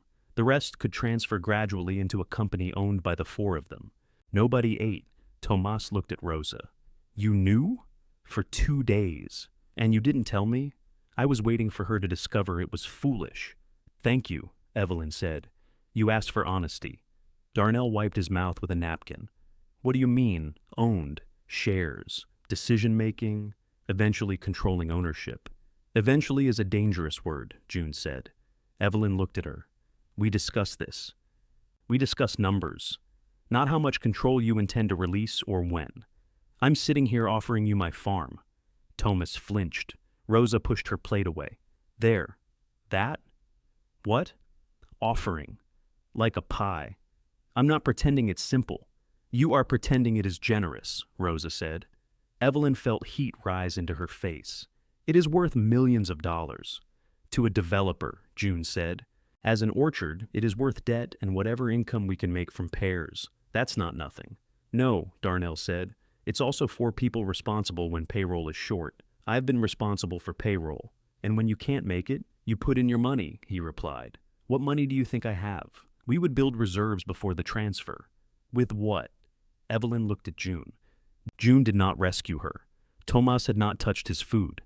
His left hand rested on the table, his right held low against his side. "What do you think?" Evelyn asked him. He stared at the grain Ray had sanded smooth. "I think Ray offered me something once," he said. The room changed. Evelyn leaned back. "What?" "After the freeze. He said when things improved, I would run the field operation as a partner. He made you a foreman. He gave me a title. You ran the crews. I ran them until he disagreed." Rosa watched her husband, unsurprised. Darnell looked toward the mudroom. June's face revealed nothing. "Ray never told me," Evelyn said. "That was between him and me." "Then why bring it up now?" Tomas lifted his eyes, because he meant it when he said it, and he still did not do it. The words were not angry. They carried something older and more settled than anger. "I'm not Ray," Evelyn said. "No. If I commit to this, I will follow through." Tomas looked at her place at the head of the table. "What happens the first time we vote to cut down trees you want to keep?" Evelyn opened her mouth. Nothing came. Tomas nodded as if her silence had answered. "This farm has always known who owns it," he said. "I don't know if you know how to let it belong to anyone else." The pizza cooled between them. Evelyn looked at Tomas, waiting for him to soften what he had said. He did not. He had spent too many years delivering bad news about frost and labor and damaged fruit to believe facts improved with decoration. "I asked whether you wanted ownership," she said, "not whether you approved of my personality." "They are connected," June said. Evelyn turned to her. "You've been especially helpful tonight. You asked me to run numbers for a business owned by 5 people. Personalities are now financial variables. 4 people." June's expression sharpened. "There's the problem. I said I would retain a minority share. You also keep describing it as 4 people owning the farm, while every sentence begins with what you will allow. I'm trying to protect everyone. From what? Failure?" Darnell folded his slice of pizza in half. "That's considerate. I was planning to fail recklessly." Rosa gave him a look.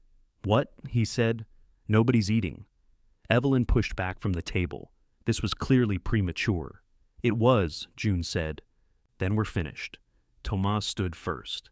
He carried his untouched plate to the counter and scraped the pizza into the trash. Rosa watched him do it with an expression that promised a separate conversation. Darnell wrapped 2 slices in a paper towel. "You're taking those?" Evelyn asked. Meeting was unpaid. He left through the mudroom. June collected her folder, but remained seated. Rosa rose slowly. You asked us because your children made you angry. That is not the only reason. No. But it was the reason you ask now. Does that make the idea wrong? It makes it dangerous. Tomas opened the door. Cold air moved into the room. Evelyn looked at him. Did you ever ask Ray again? Many times. And he said, next season, after the loan, after the frost, after we replaced the west trees. I didn't know. He was not hiding money under the mattress. There was always a reason. That made it worse. Ray had not tricked Tomas with a promise he never intended to keep. He had postponed an honest intention until postponement became the same thing as refusal. Tomas put on his cap. I'm sorry, Evelyn said. He nodded, accepting the words without easing her discomfort. Then he and Rosa left together. June tucked the folder under her arm. You can go too, Evelyn said. I know. Then why aren't you? Because you're going to decide everyone is ungrateful and abandon the idea before breakfast. I don't think they're ungrateful. You threw us out because we did not accept property on the first offer. I didn't throw anyone out. You declared the meeting finished in the house where we were eating your food. It was delivered pizza. That is your defense? Evelyn sat down again. Her chair at the head of the table seemed larger than it had an hour earlier. What was I supposed to do? She asked. Beg? No. Listen, I listened to everyone tell me why my idea was insulting. No one said insulting. Rosa said I was trying to make my anger look generous. She said your anger made it dangerous. That's much kinder. June placed the folder back on the table. If you want gratitude, give us a holiday bonus. If you want owners, let us question the offer. Evelyn stared at the closed folder. What would you need? She asked. To consider it? Yes. Full financial access. Equal information. Compensation for the additional work during transition. Written voting rules. A real timetable for control. A way for one person to leave without forcing a sale. And proof we won't spend 5 years earning shares while you reverse every decision you dislike. That sounds like an accusation. It's a list. Do you want the farm? June's hand remained on the folder. I want a version of my work where good ideas don't depend on whether the owner is having a brave day. The answer hurt because it was not about devotion. Evelyn had expected the workers' reasons to resemble her own. History, loyalty, the rouse under morning light. June wanted governance. Take the pizza, Evelyn said. I don't like olives. Of course you don't. June left her with 2 boxes, 5 plates, and the first offer Evelyn had ever made that had embarrassed everyone receiving it. She cleaned the kitchen. Ray's table took a damp shine beneath the cloth. At the far end, Grant's old chair bore a shallow gouge where he had once sawed at the edge with a steak knife during an argument over college. Evelyn could not remember the argument, only the gouge. The next morning, Thomas came to the office with a map of the Northwest Anjou block. We need to remove 18 acres, he said. No. He laid the map on June's desk. You didn't look. I know the block. Then you know the yield is down 23%. It recovered after the last pruning cycle, for 1 year. Ray planted those trees. Tomas met her eyes. The timing felt deliberate, though she knew the trees had been declining for years. Show me, she said. They walked the block in heavy coats. Frost whitened the grass between rows. Tomas stopped at marked trees, cut into weak wood, showed her cankers and thinning spur growth. Evelyn knew everything he showed her. She had known it in pieces. Together, the pieces became an answer she did not want. We could remove 6 acres, she said, replace in stages. Then equipment moves around new plantings for 4 seasons. Irrigation must be divided, more cost, more labor. 18 acres leaves nothing producing here, for several years. What variety? Tomas wants a newer pear, June said. She had followed with a clipboard. I want apples. You don't grow apples, Evelyn said. Neither does the block currently. Tomas frowned. Apples change the packing line. We can adapt half the line. With what money? The shed rental. That money is not real. Neither is your pear market. They moved into the kind of argument Evelyn usually ended. She knew how it would go. Tomas would insist on field practicality.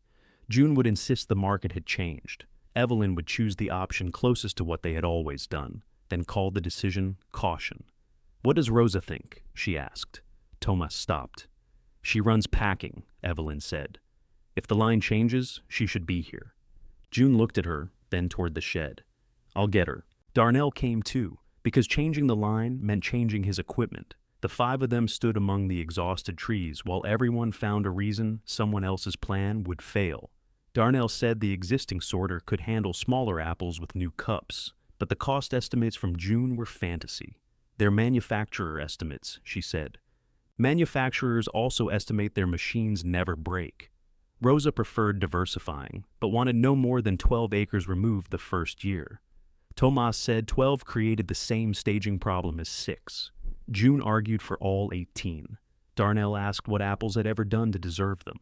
Evelyn listened until cold entered her boots. If it were yours, she said, what would you do? Nobody answered at first. Then Tomas pointed to the map. All 18. Pears. Apples, June said. 12, split between both, Rosa said. Plant a machine shop, Darnell said. Rosa elbowed him. Evelyn looked at the trees. The first row had been planted during Grant's final year of high school. Ray had ordered too many saplings and refused to admit it, so they worked past dark to fit them along the ditch. For years, he called it his bonus block. She could save some trees. She could require pears. She could make one more decision that outlived its usefulness because it protected a memory nobody else carried. Take all 18, she said. Tomas nodded. 12 acres apples, 6 pears. June smiled. Tomas did not. That makes no agronomic sense, he said. You each gave an answer. I chose. You asked what we would do if it were ours, Tomas replied. Then you made it yours. Evelyn's temper rose. Someone has to decide. Exactly. He walked away through the frost. Darnell rubbed his jaw. That went well. Do you have something to add? Several things. None improved by speaking. Rosa left after Tomas. June remained beside the map. He's impossible, Evelyn said. He's right. I cannot divide 18 acres among 4 opinions. No, but you can let us reach a decision. We'd stand here until spring, set a deadline, and if you don't agree, then use a voting rule. We don't have voting rules. June tapped the clipboard. You ended the meeting before we made any. Evelyn stared after Tomas. His left shoulder sat lower than the right. Call everyone back at noon, she said. The meeting took place in the office, not the kitchen. June wrote 4 options on the whiteboard. They listed cost, time to production, market risk, equipment changes, and labor. Darnell abandoned the machine shop proposal. Rosa persuaded Tomas that a smaller mixed block reduced dependence on one buyer. Tomas persuaded June that 18 acres at once would strain cash flow. They agreed on 12 acres removed that winter. 8 apples, 4 pears, with the remaining 6 reviewed after the first season. Evelyn disliked it. 12 acres meant awkward irrigation and a second round of removal. Apples meant unfamiliar buyers. The plan felt patched together. Is that the decision? She asked. Tomas looked around the room. Rosa nodded. Darnell shrugged once. June said, yes. Evelyn's mouth formed 3 objections before she swallowed them.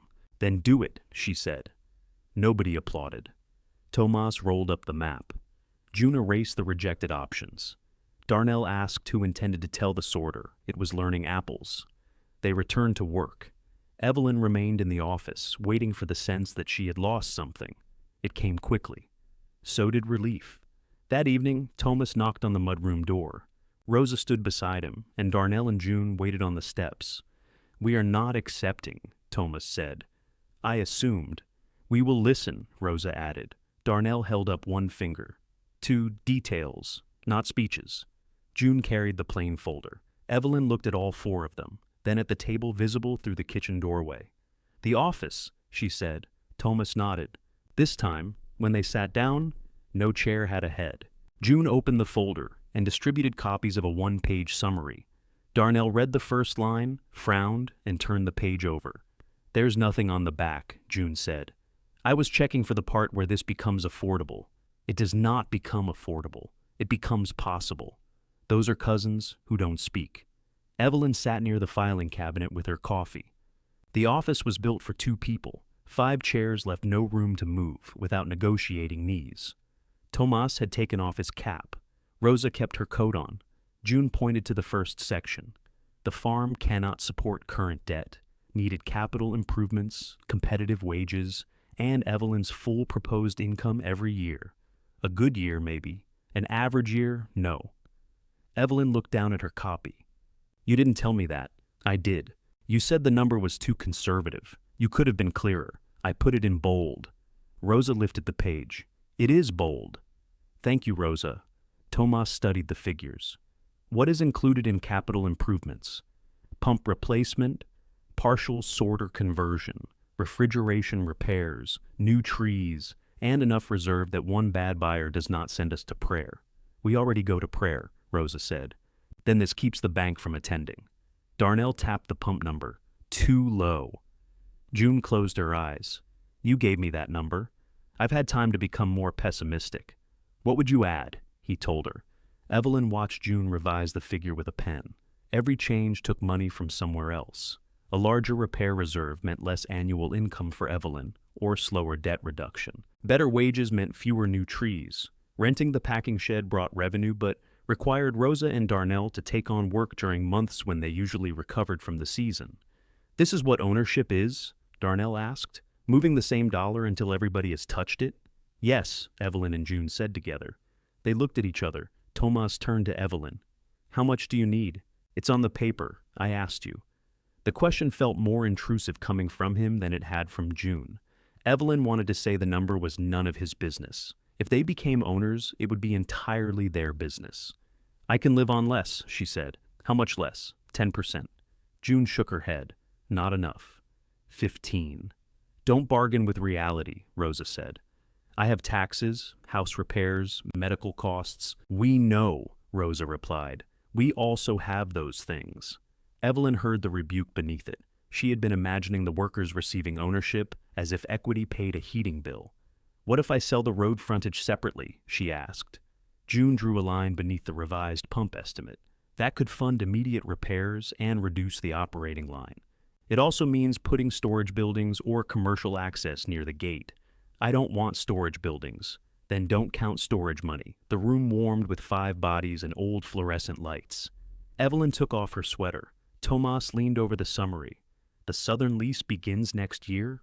If the neighbor agrees to the terms, June said. He wants 7 years. I suggested 10 with increases. Too long, Evelyn said. 4 faces turned toward her. What? She asked. Tomas placed his cap on the desk. Why? What if we need the land? For what? I don't know what the farm will need in 10 years. Then why is 7 better? It gives us options. It gives the tenant options to renegotiate after we improve the fencing, June said. 10 years gives stable income. Evelyn looked at the figures. Fine. 10. Rosa's eyebrows rose. I can learn, Evelyn said. We are collecting evidence, Darnell replied. They moved to control. June proposed that the 4 workers hold equal voting interests, even if financial distributions initially differed according to how much responsibility each person carried. Tomas objected that a married couple should not control half the votes. Rosa turned toward him. You think I vote the way you tell me? No. Then what is the problem? The problem is how it looks. To Darnell? Darnell raised both hands. I am enjoying marriage from outside. June suggested requiring 3 votes for ordinary major decisions, and all 4 for a sale outside agricultural use. Evelyn would retain a minority interest and a vote while alive, but not the ability to overrule operating choices. What if all 4 of you decide to sell? Evelyn asked. You just said all 4 would be required, June replied. That doesn't answer me. It does. You don't like the answer. I will not transfer the farm so it can be sold in 5 years. Then we include a long-term restriction on non-agricultural sale, June said. Not your personal permission. A rule that applies after you're gone. The phrase after you're gone passed through the room without anyone touching it. Darnell read the next section. What if I want out? Your interest goes back to the company, or can be purchased by the other owners under a valuation formula, June said. What if nobody has money, then payments over time? So I own something I can't sell, which owes money and needs me to fix a pump. That is one interpretation. It's the accurate one. Rosa looked at him. You can say no. I am considering all the ways I might want to say no later. That is smart, Evelyn said. Darnell nodded. First useful thing anyone said. Tomas asked how responsibilities would change. June said titles mattered less than decision boundaries. Field choices should belong to Tomas unless they exceeded a set budget. Packing and quality standards belonged to Rosa. Equipment priorities belonged to Darnell. Sales and finance belonged to June. Large debt, land use, compensation, and capital investments required group approval. And Evelyn? Tomas asked. Everyone looked at her. I know the orchard, she said. That is not a decision boundary, June replied. Evelyn gripped her coffee cup. I can advise on production, land history, buyer relationships. Buyer relationships are mine, June said. I introduced you to half those people, and now they call me. The answer was not disrespectful. It was simply current. Evelyn glanced at Tomas. Orchard planning, then. Shared with me, he said. She felt the shape of her future narrowing. Fine. Rosa unbuttoned her coat. What happens when Evelyn pays a bill herself? She doesn't, June said. What if payroll is short? We use reserves, the credit line, or owners approve a contribution that changes everyone's account proportionally. Evelyn shook her head. I'm not letting people miss wages while we debate accounting. You cannot keep us dependent on your sacrifice, Rosa said. It's my money and our business if this becomes real. The meeting lasted almost 3 hours. Nobody accepted ownership. Nobody refused it. June left with 19 questions and assignments for each person. Tomas would prepare a 5-year field plan. Rosa would calculate the true cost of shared packing. Darnell would inspect every major machine and produce estimates without what June called emotional rounding. June would model debt and income under bad, average, and good seasons. Evelyn's assignment was to list what she was unwilling to surrender. Land sale, she said immediately. Write it down, June replied. My house. Obviously, raise cottonwood. June gave her a blank look. The tree near the road. I know the tree. It stays. Unless it dies, it won't. Trees do. Not that one. June wrote cottonwood, negotiate later on her own list. After everyone left, Evelyn remained in the office. The whiteboard held arrows, crossed out percentages, and the word control circled twice. She had thought giving away the farm would be the largest part. It was beginning to seem like acreage was the simplest thing she owned, the next weeks filled with estimates. Darnell's equipment report was 12 handwritten pages and included the observation that the oldest forklift was safe if operated by a person who dislikes sudden movement. Rosa discovered that off-season packing could earn real money if 2 growers committed, but it would require training temporary crews and replacing a wash line component. Tomas's field plan called for removing more old pear trees than Evelyn expected. June's worst-case model showed 2 consecutive bad seasons, exhausting the reserve. Evelyn reduced her proposed annual income by another 15%. You'll regret that, June said. I'll grow vegetables. In the community garden? Evelyn stared at her. Sorry, June said, not sounding sorry. The neighboring grower agreed in principle to a 10-year lease on the southern ground. The storage company increased its offer for the frontage, provided it could widen the access. Evelyn drove past the strip 3 times, imagining rows of beige metal buildings where wild mustard grew in spring. She hated it. She told June to continue. At home, Grant's silence continued. Melissa called once and spoke about ordinary things. Hospital staffing, a leaking dishwasher, the lemon bars being better from a bakery near her old apartment. Neither mentioned Paul Hensley. Evelyn almost told her about the meetings. Each time she stopped. The plan was too fragile to survive being called revenge. Then Caroline Beck emailed to ask whether Evelyn wanted printed copies of the appraisal mailed to Grant and Melissa, since Grant had contacted her requesting them. Evelyn replied no. That evening, she called both children and asked them to come Sunday. Grant answered first. Is something wrong? No. Are you sure? Yes. Melissa said, Did you decide about the south parcel? I decided more than that. Neither spoke. Evelyn heard the fear arrive between them before she gave it words. I am taking the farm off the market, she said. All of it. Grant's voice became careful. There was no formal market listing. Then this should be painless. What are you doing? I'm working on a transfer to Tomas, Rosa, Darnell, and June. Silence. Then Melissa said, A transfer of what? The orchard. All of it? Grant asked. Most, eventually. He laughed once, the same disbelieving sound he would make months later over papers at the kitchen table.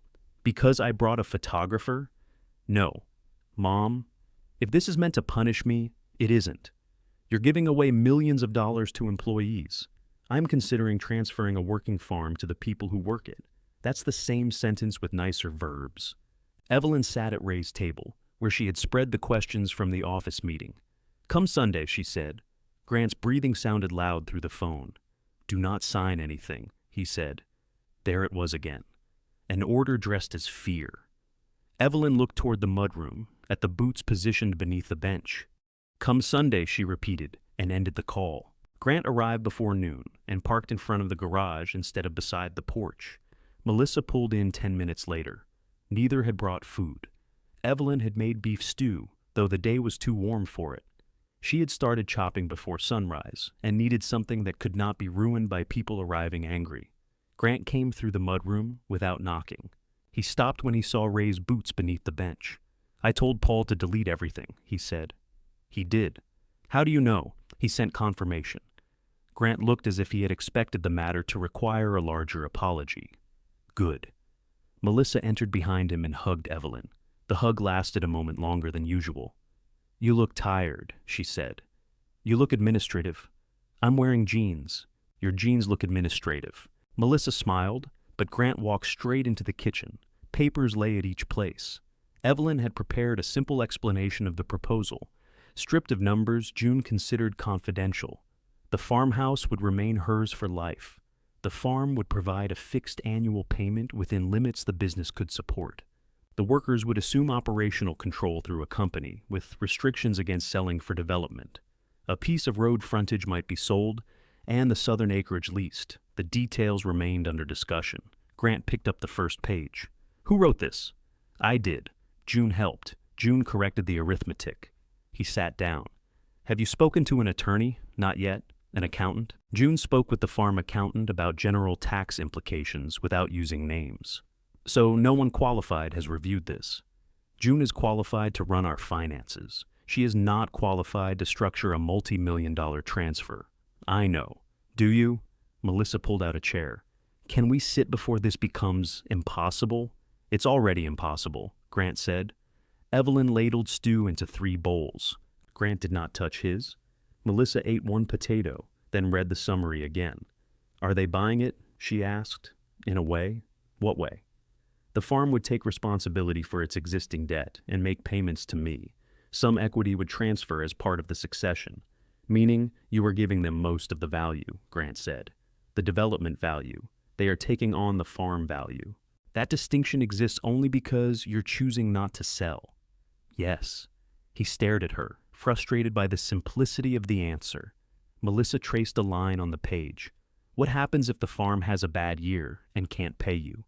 The payment reduces within a floor. What floor? That is still being modeled. And if you need assisted living later, I have savings, Social Security, and a separate retirement account. How much savings? Enough. Mom, I'm not giving you my bank balance over stew. Grant pushed his bowl away.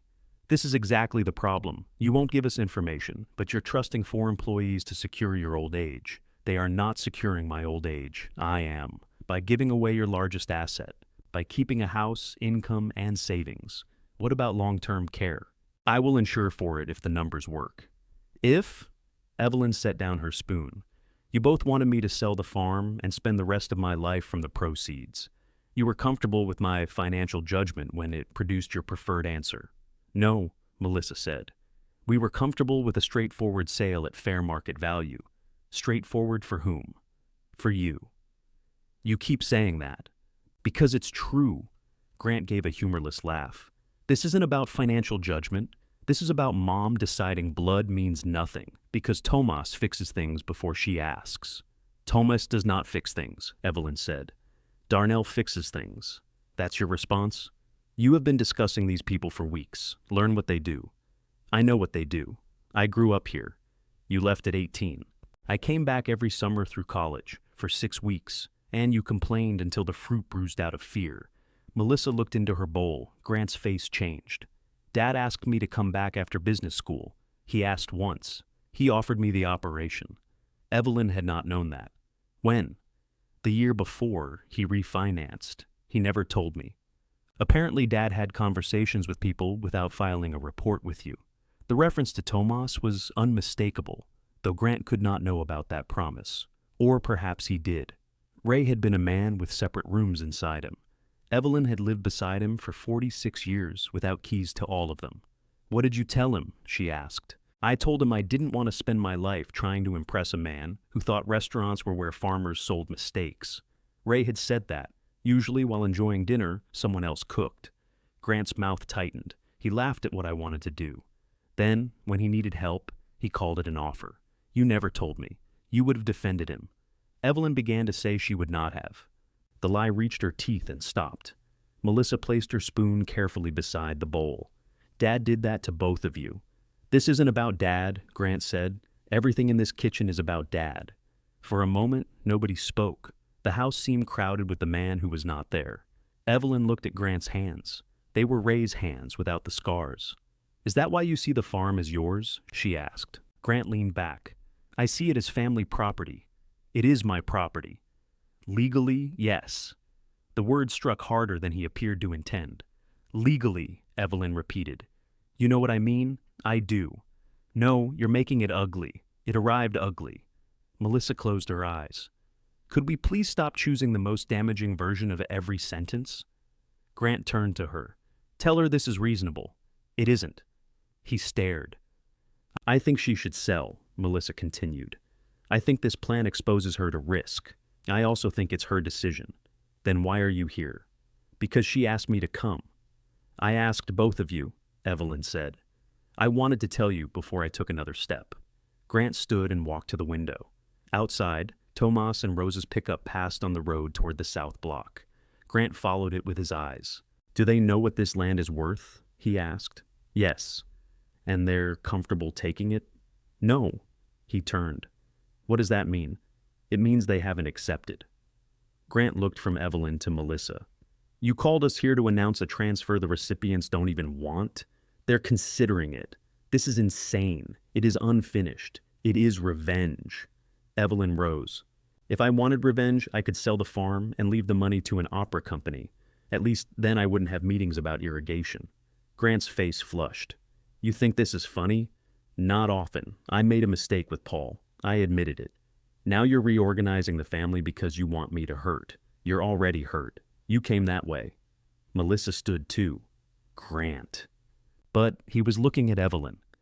"Have you signed anything?" "No. Promise me you won't. I will promise to review everything properly. That isn't what I asked. It is what I'm offering." Grant's breathing had gone shallow. "You've been forgetting things." The room went quiet in a different way. Evelyn felt Melissa's attention turn sharply toward him. "What things?" she asked. "Last Christmas you called me Ray." "Once." "You left the burner on after dinner." "For 5 minutes." "You forgot Caroline's appointment until June reminded you." "I wrote Tuesday instead of Thursday." "You asked Melissa twice what time her meeting started." Melissa said, "Stop. These are facts." "They're scraps," Evelyn replied. "They're changes. I am 72. I forget why I enter rooms." "So do you. You're considering giving away the farm after a conflict with your children. That makes the context different." Evelyn's face felt cold despite the warm kitchen. "Who else have you told?" Grant looked away. "Who?" I asked Aunt Carol whether she had noticed anything. Carol was Ray's older sister. They spoke twice a year and spent most of those conversations discussing weather. Melissa's chair scraped the floor. "You had no right. I'm trying to protect her." "From what?" Evelyn asked. "Bad arithmetic? Foreign influence? Pair workers? From making a decision she would never have made 6 months ago." "You don't know what I would have made 6 months ago." "I know you." "No. You know the phone call version." Grant opened his portfolio and pulled out a folded sheet. "I wrote down the incidents," he said. Evelyn stared at it. Dates. He had dates. The occasion Melissa described when Evelyn could not remember where she placed the truck keys. The morning she repeated a question about Grant's lease, the appointment mix-up, her use of Ray's name, ordinary mistakes collected and organized until they resembled decline. "You made a list," she said. "I needed to know if there was a pattern. And what did you decide?" "That you should be evaluated before signing anything." Melissa took the paper from his hand. She read it, then tore it once down the middle. Grant looked stunned. "What are you doing?" I told you some of these things because I was worried, not so you could build a case. A case for what? Evelyn asked. Neither answered. Melissa set the torn pieces on the table. There is no case. There will be if she transfers the land, Grant said. Evelyn heard the threat before he seemed to. Grant closed his eyes. I mean, someone is going to question it. Any attorney would. Someone, Evelyn said. Or you? I don't want to fight you. Then don't. What if they're manipulating you? They argued against taking it. That proves nothing. Grant, Melissa said, go outside. He stared at her. Go cool off. This is not your hospital. No. At work, people usually listen before I have to say things twice. Grant grabbed his coat and went through the mudroom. The door struck the frame behind him. Melissa picked up the torn pages. Evelyn sat. I did tell him, Melissa said. About the keys, about you repeating yourself. I was scared after Dad, and you don't tell me anything about your health, so you made reports. No. I talked to my brother. Who wrote reports? I didn't know. Evelyn gathered the halves of the page and fitted them together on the table. Her mistakes met neatly at the tear. Do you think I'm losing my mind? No. That was fast. I think you're tired. I think you're lonely. I think you make reckless decisions when people corner you. That sounds close. It isn't the same. Will you challenge the transfer? Melissa looked toward the window. Grant stood beside his SUV, both hands on the roof, head lowered. No, she said, but I still think it's wrong. Evelyn folded the torn list and placed it in her pocket. Then, I'll make sure wrong is the only thing anyone can accuse me of. The next morning, she called her physician and asked for the earliest available cognitive evaluation. She did not tell Grant. She did not need his permission to prove she did not need his permission. The evaluation began with a nurse asking Evelyn what day it was. Tuesday. And the date? The 14th. And where are we? Dr. Patel's office. The nurse smiled patiently. What city? Evelyn looked at the framed photograph of Mount Rainier on the wall. If I say Paris, can we make this more interesting? The nurse wrote something on her form. I know where I am, Evelyn said. We ask everyone the same questions. That must be exhausting. It became worse. Evelyn repeated a list of words, copied a cube, named animals from drawings, counted backward by sevens, and drew a clock showing 10 minutes past 11. Her hand shook while drawing the minute hand, not from confusion, but fury.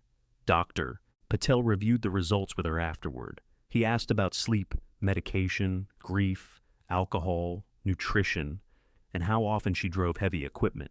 Less than my mechanic thinks I do, more than my daughter would like. He found no evidence of significant impairment. Her delayed recall was normal for her age. Fatigue and stress could account for the lapses she described. You came alone? He asked. Yes. Would you like a family member included in the discussion? No. Sometimes it helps. Not this time. She asked for the findings in writing. Driving home, Evelyn could not enjoy being proven competent. She felt scraped out. Grant had taken ordinary human failures and made her sit beneath fluorescent lights, proving she knew what city held her own body. At the farm office, she placed the physician's letter in front of June. June read it once. You didn't have to do this. Yes, I did. You didn't. Grant threatened to challenge the transfer. June set down the page. Then we stop. Evelyn stared at her. What? We do not accept property while your children claim incapacity. I'm not spending the next 5 years being accused of grooming an old woman for pears. I am not an old woman for pears. You are literally an older woman offering us pears. The evaluation is normal. That protects you medically. It does not make this less ugly. Tomas, Rosa, and Darnell were called into the office. Evelyn told them what Grant had said. She expected anger on her behalf. Instead, Tomas put on his cap and said, June is right. I asked you to listen, not run at the first difficulty. This is not difficulty. This is your son. He does not own the farm. He thinks he should. That is his problem. It becomes ours if we take it. Darnell read the physician's letter. You got all the questions right? That is not how it works. I want to know whether I could own property today. Rosa took the page from him. This is not funny. It is a little funny. No? Then I withdraw part. Evelyn stood in the center of the cramped office. What would make you continue? June began counting on her fingers. Independent counsel for you. Separate counsel for us. Full disclosure to Grant and Melissa before signing. a formal valuation of the agricultural operation, not the development fantasy. Written confirmation that you retain enough assets and income. A documented period to review every term. That will take months. Yes. The road frontage offer expires in January. Then maybe it expires. We need that sale to reduce debt. Then ask for an extension, Tomas said. Evelyn looked around. You've all become very comfortable telling me what to do. Rosa folded the physician's letter and returned it to the envelope. You wanted owners. The extension was granted. The rest was slow, expensive, and almost aggressively undramatic. There were conference calls about taxes, meetings about insurance, and emails with attachments whose names differed only by dates and the word final appearing inaccurately. An attorney hired solely to represent Evelyn asked whether she understood that her children would receive no interest in the farm. Yes. Do you understand the property may be worth substantially more if sold for development? Yes. Why do you prefer this transfer? Evelyn had prepared an answer about continuity, employee contribution, and preservation of agricultural use. When the question came, she said, because I can. The attorney waited. And because the orchard has a life separate from its highest price, Evelyn added. That second answer will be more useful. The workers' attorney insisted that the farm could not be a sentimental trust, in which Evelyn remained the invisible owner. Thomas, Rosa, Darnell, and June would receive equal interests in a company holding 80% of the operation and land. Evelyn would retain 20%, her farmhouse rights, and a secured lifetime payment adjusted if revenue fell below defined levels. Major land sales required broad agreement, and non-agricultural development was restricted beyond Evelyn's lifetime. If one worker left, the company had the first right to buy that share through installments.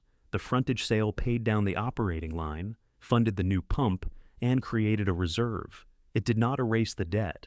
The southern lease added stable income beginning the following season. 2 small growers signed provisional agreements to use the packing shed. When the final numbers arrived, Darnell stared at his projected first-year distribution. I would make more as an employee, he said. You remain salaried, June explained. The distribution is in addition. Then why did you put the smaller number in bigger print? Because that is the number you asked about. I don't remember asking.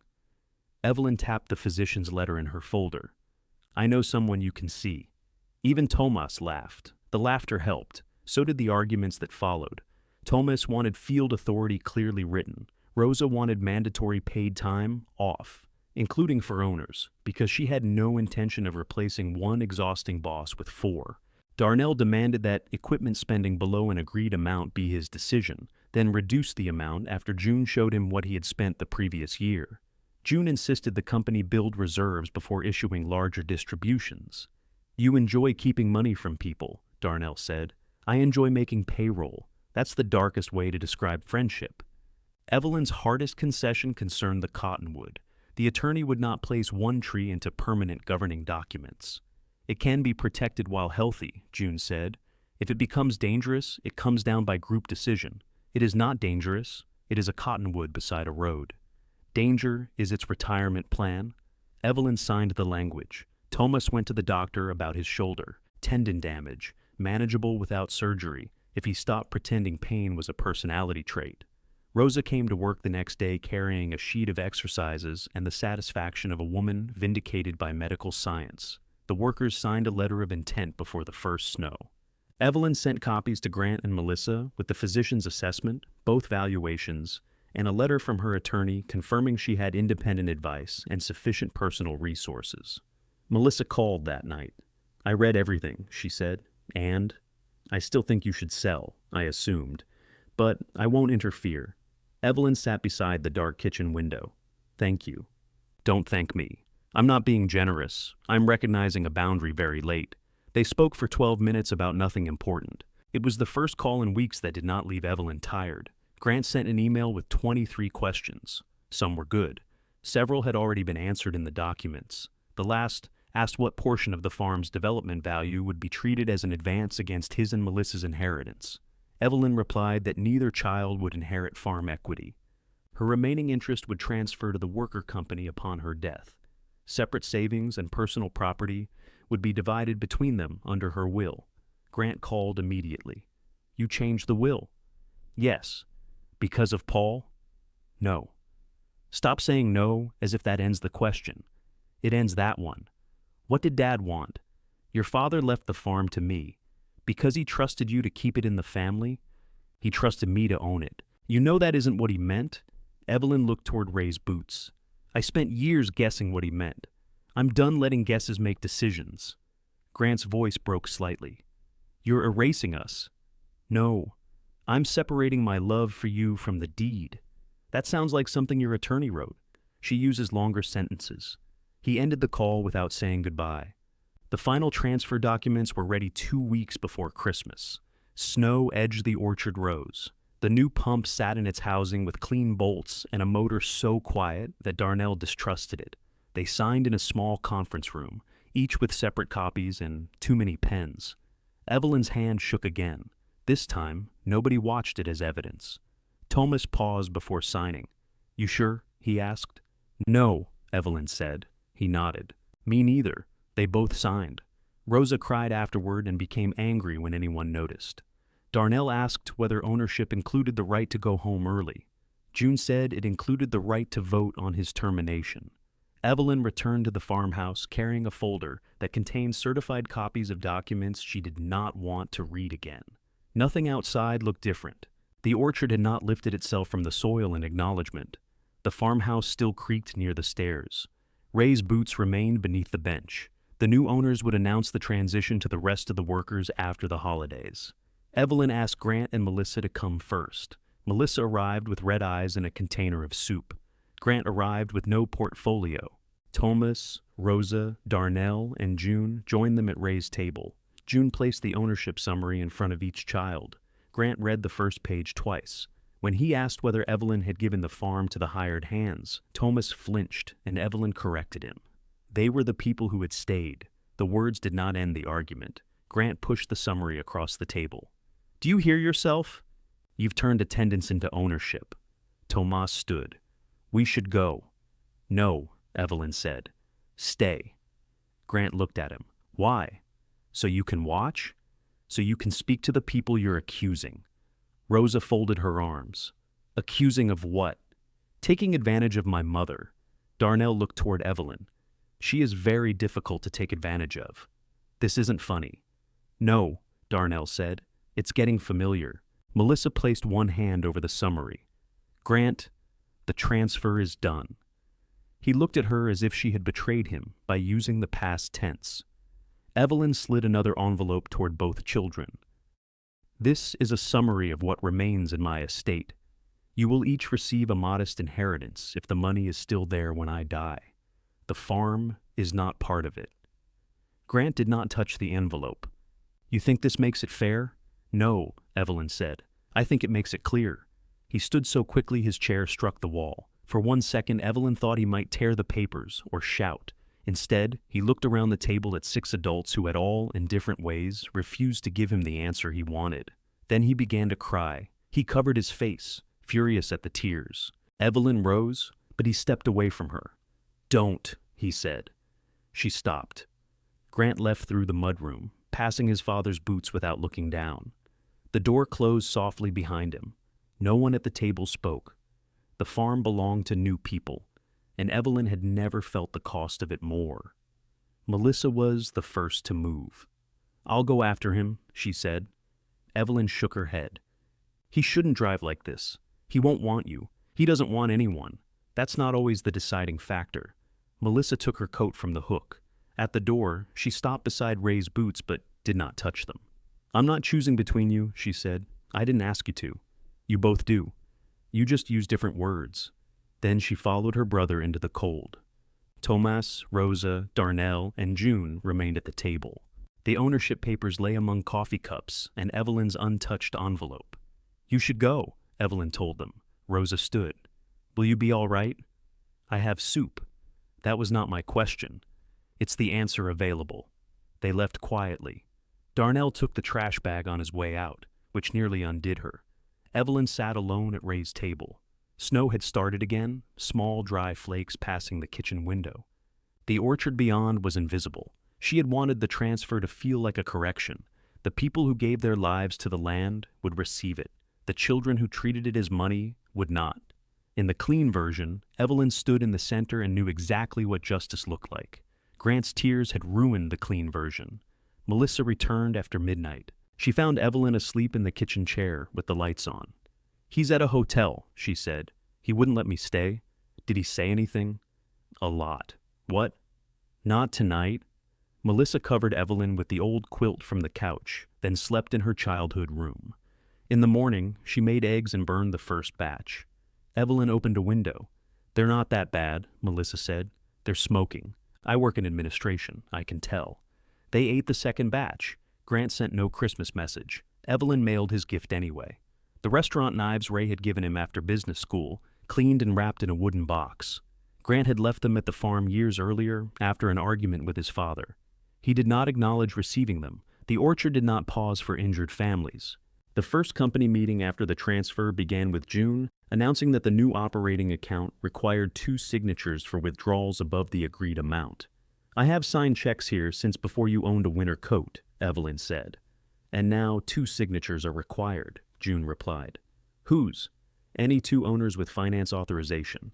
"I am an owner. You are." "You do not have finance authorization." Darnell looked up from his coffee. "I would like finance authorization." "No, I withdraw my interest." Tomas laughed into his hand. The meetings were awkward and long. Every issue that Evelyn once settled while standing at the kitchen counter now had to be defined, discussed, and recorded. The shared packing agreements required new sanitation procedures. The southern lease needed fencing decisions. The road frontage sale required relocating an irrigation line before construction. Evelyn attended as an advisor and minority owner. She spoke too often. June began raising a yellow pencil whenever Evelyn repeated an argument. "What does that mean?" Evelyn asked the first time.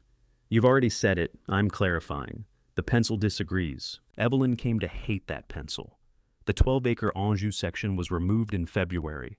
A machine pushed over trees Ray had planted one by one. Roots rose from the frozen soil, with clods of earth hanging from them. Evelyn watched from the truck until Thomas opened the passenger door. "You don't have to stay. It's my block." "No," he said gently. "It isn't." She looked at him. "Our block," he corrected. That wasn't better. Tomas leaned against the door. His shoulder had improved enough that he no longer held it close to his body. "You think we are killing something," he said. "You are?" "To plant something. That's what people say at funerals when they want weather to seem meaningful." He climbed into the passenger seat without being invited. They watched another tree fall. "Ray hated removing trees," Tomas said. "He said every farmer should be willing to cut what no longer produces. He said that when other farmers kept old trees." Evelyn laughed despite herself. In April, young apple trees arrived in bundles, their roots wrapped in damp material. Rosa supervised the new layout because the future packing plan depended on row spacing. Darnell modified the irrigation. June complained that the variety name sounded like a laundry detergent. Evelyn offered advice once and was ignored twice. She went home furious, then returned with sandwiches. The shared packing operation began with cherries from a smaller grower and immediately exposed everything they had underestimated. His fruit arrived late. His crew used the wrong entrance. One of his bins damaged a guide rail. Rosa stopped the line, sent everyone outside, and delivered a 10-minute speech about floor rules that left the grower apologizing to machinery. The agreement earned enough to cover the wash line component and part of the refrigeration repair. Darnell pinned the first payment receipt above his workbench. "Sentimental?" Evelyn asked. "Evidence? Of what?" That June was right once. By summer, the worker company had developed its own rhythm. Tomas and Rosa argued at meetings, then drove home together. Darnell voted no on every first proposal as a matter of spiritual caution. June brought 3 versions of every budget because she knew the other owners would distrust whichever one she preferred. Evelyn learned to keep a small notebook. When she wanted to interrupt, she wrote the thought down. Half the time, someone else said it. A quarter of the time, the meeting moved on, and she discovered it had not been necessary. The remaining quarter still made her furious. Her first scheduled payment arrived in July. She stared at the deposit in her bank account. It was lower than the annual income she had originally requested, and higher than she felt comfortable taking. while the new trees and refrigeration demanded money. She called June. "The payment is correct," June said before Evelyn finished. "I didn't ask. You called at 7:12 in the morning. It was either the payment or death. The farm needs cash. The farm budgeted the payment. I could return part. No, it would help. No. You don't get to tell me what I can do with my own money. You can buy hats. You cannot create an informal company loan because anxiety woke you up. I'm not anxious. You called at 7:12. Evelyn kept the money. Bosk harvest began beneath a dry sky. The new owners had expanded direct accounts, added restaurant buyers, and negotiated a processing allocation for lower-grade fruit. The plan looked almost sturdy. Then the processor reduced its order by 40%. A mechanical failure at its Washington facility had delayed intake. Larger suppliers had priority under their contracts. Mercer Orchard had 22 tons picked and more ready in the rows. June received the email at 5:30 in the morning. By 6, all 5 owners were in the office. "Can we hold it?" Evelyn asked. "For days, not weeks," Rosa said. "Cold room is nearly full. Shift the fruit box schedule forward." "We don't have enough orders," June replied. "Offer a discount." "I am. Call Collins." "I did." "What did they say?" "They will take 4 tons if we lower price by 12% and pay delivery." "Take it." June raised the yellow pencil. Evelyn stared at it. "This is not the time. You are not directing sales. I am trying to save fruit. So am I." Thomas placed both hands on the table. "Stop." The room went quiet. He looked at June. "What can you move?" "Collins, 4 tons. Direct accounts, maybe 6 if we run a promotion. 2 restaurant distributors could take 3 combined, but the grade needs sorting. I'm calling a buyer in Idaho at 8. 13 tons, Rosa said, at best. "Cold storage?" Darnell asked.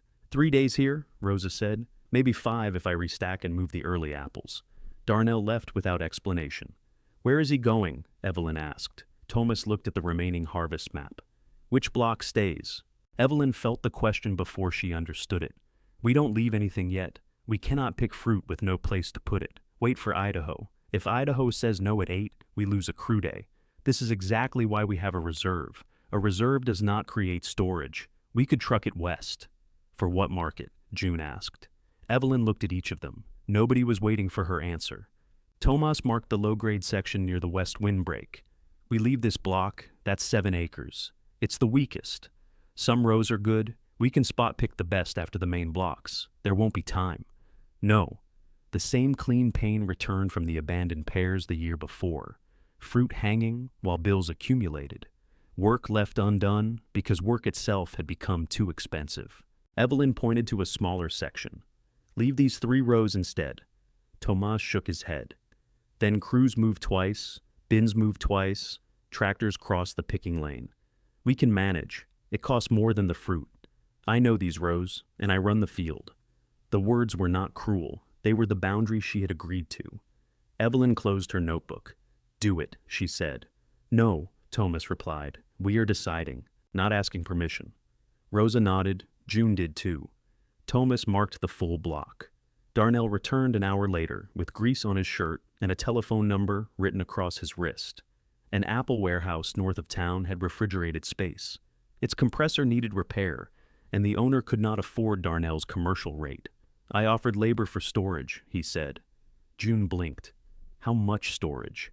8 tons for 10 days. "How much labor?"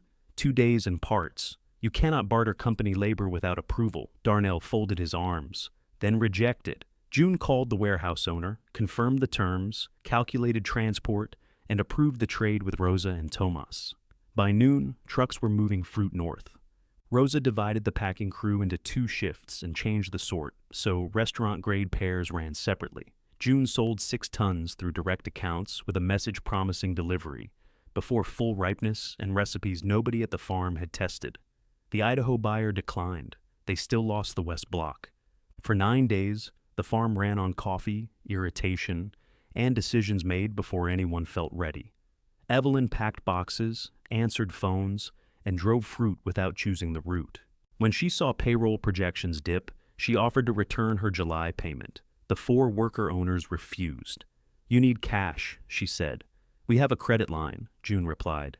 "Debt costs money, so does dependence. This is not pride time." Rosa set down a packing schedule. If you save us every time, you still own us. I own 20%. You know what I mean. Evelyn looked to Tomas. He rubbed his improved shoulder. We cut owner distributions, all of us. We reduce the bonus pool. We do not cut wages. We use the reserve for part and the line for part. The workers will be angry about bonuses, Evelyn said. Yes, you'll have to tell them. Yes. And if next season is bad, we decide next season. No one offered certainty. That was the strangest change. They moved most of the threatened fruit, not all. The west block softened on the trees and fell in bronze-green heaps. Bonuses shrank. The credit line rose. The orchard remained solvent by a margin. June described as technically comforting. On the final night of packing, Evelyn stood at the end of the line beside Rosa. The last box rolled forward, taped and labeled for a restaurant distributor in Boise. Rosa switched off the belt. Silence dropped through the shed. Tomas leaned against a stack of empty bins. Darnell sat on an overturned crate. June held the final shipment sheet against her chest. They looked exhausted, older, and nothing like grateful recipients of a gift. Evelyn felt an urge to tell them they had done well. The words sounded too much like a blessing from the owner. Instead, she asked, "What do we do tomorrow?" June lowered the paper. "Nothing before 9, she said. Darnell pointed at her. "That is why I voted for you." The others laughed. Evelyn laughed with them, though part of her was still listening for Grant's voice in the quiet. He had missed the crisis. He had missed the save. He had missed her learning, by inches, how to stay without standing at the center. The farm had survived its first harvest under new ownership. Her family had not yet learned how. The next morning, nobody arrived before 9 except Evelyn. She was in the office at 7:45, moving papers that did not need moving. At 8:15, she made coffee. At 8:30, she considered calling June to make sure nothing before 9 had not become an ownership policy. At 9:07, Darnell entered carrying a bag of breakfast sandwiches. "You're late," Evelyn said. "I'm an owner. That does not improve clocks. It improves my opinion of them."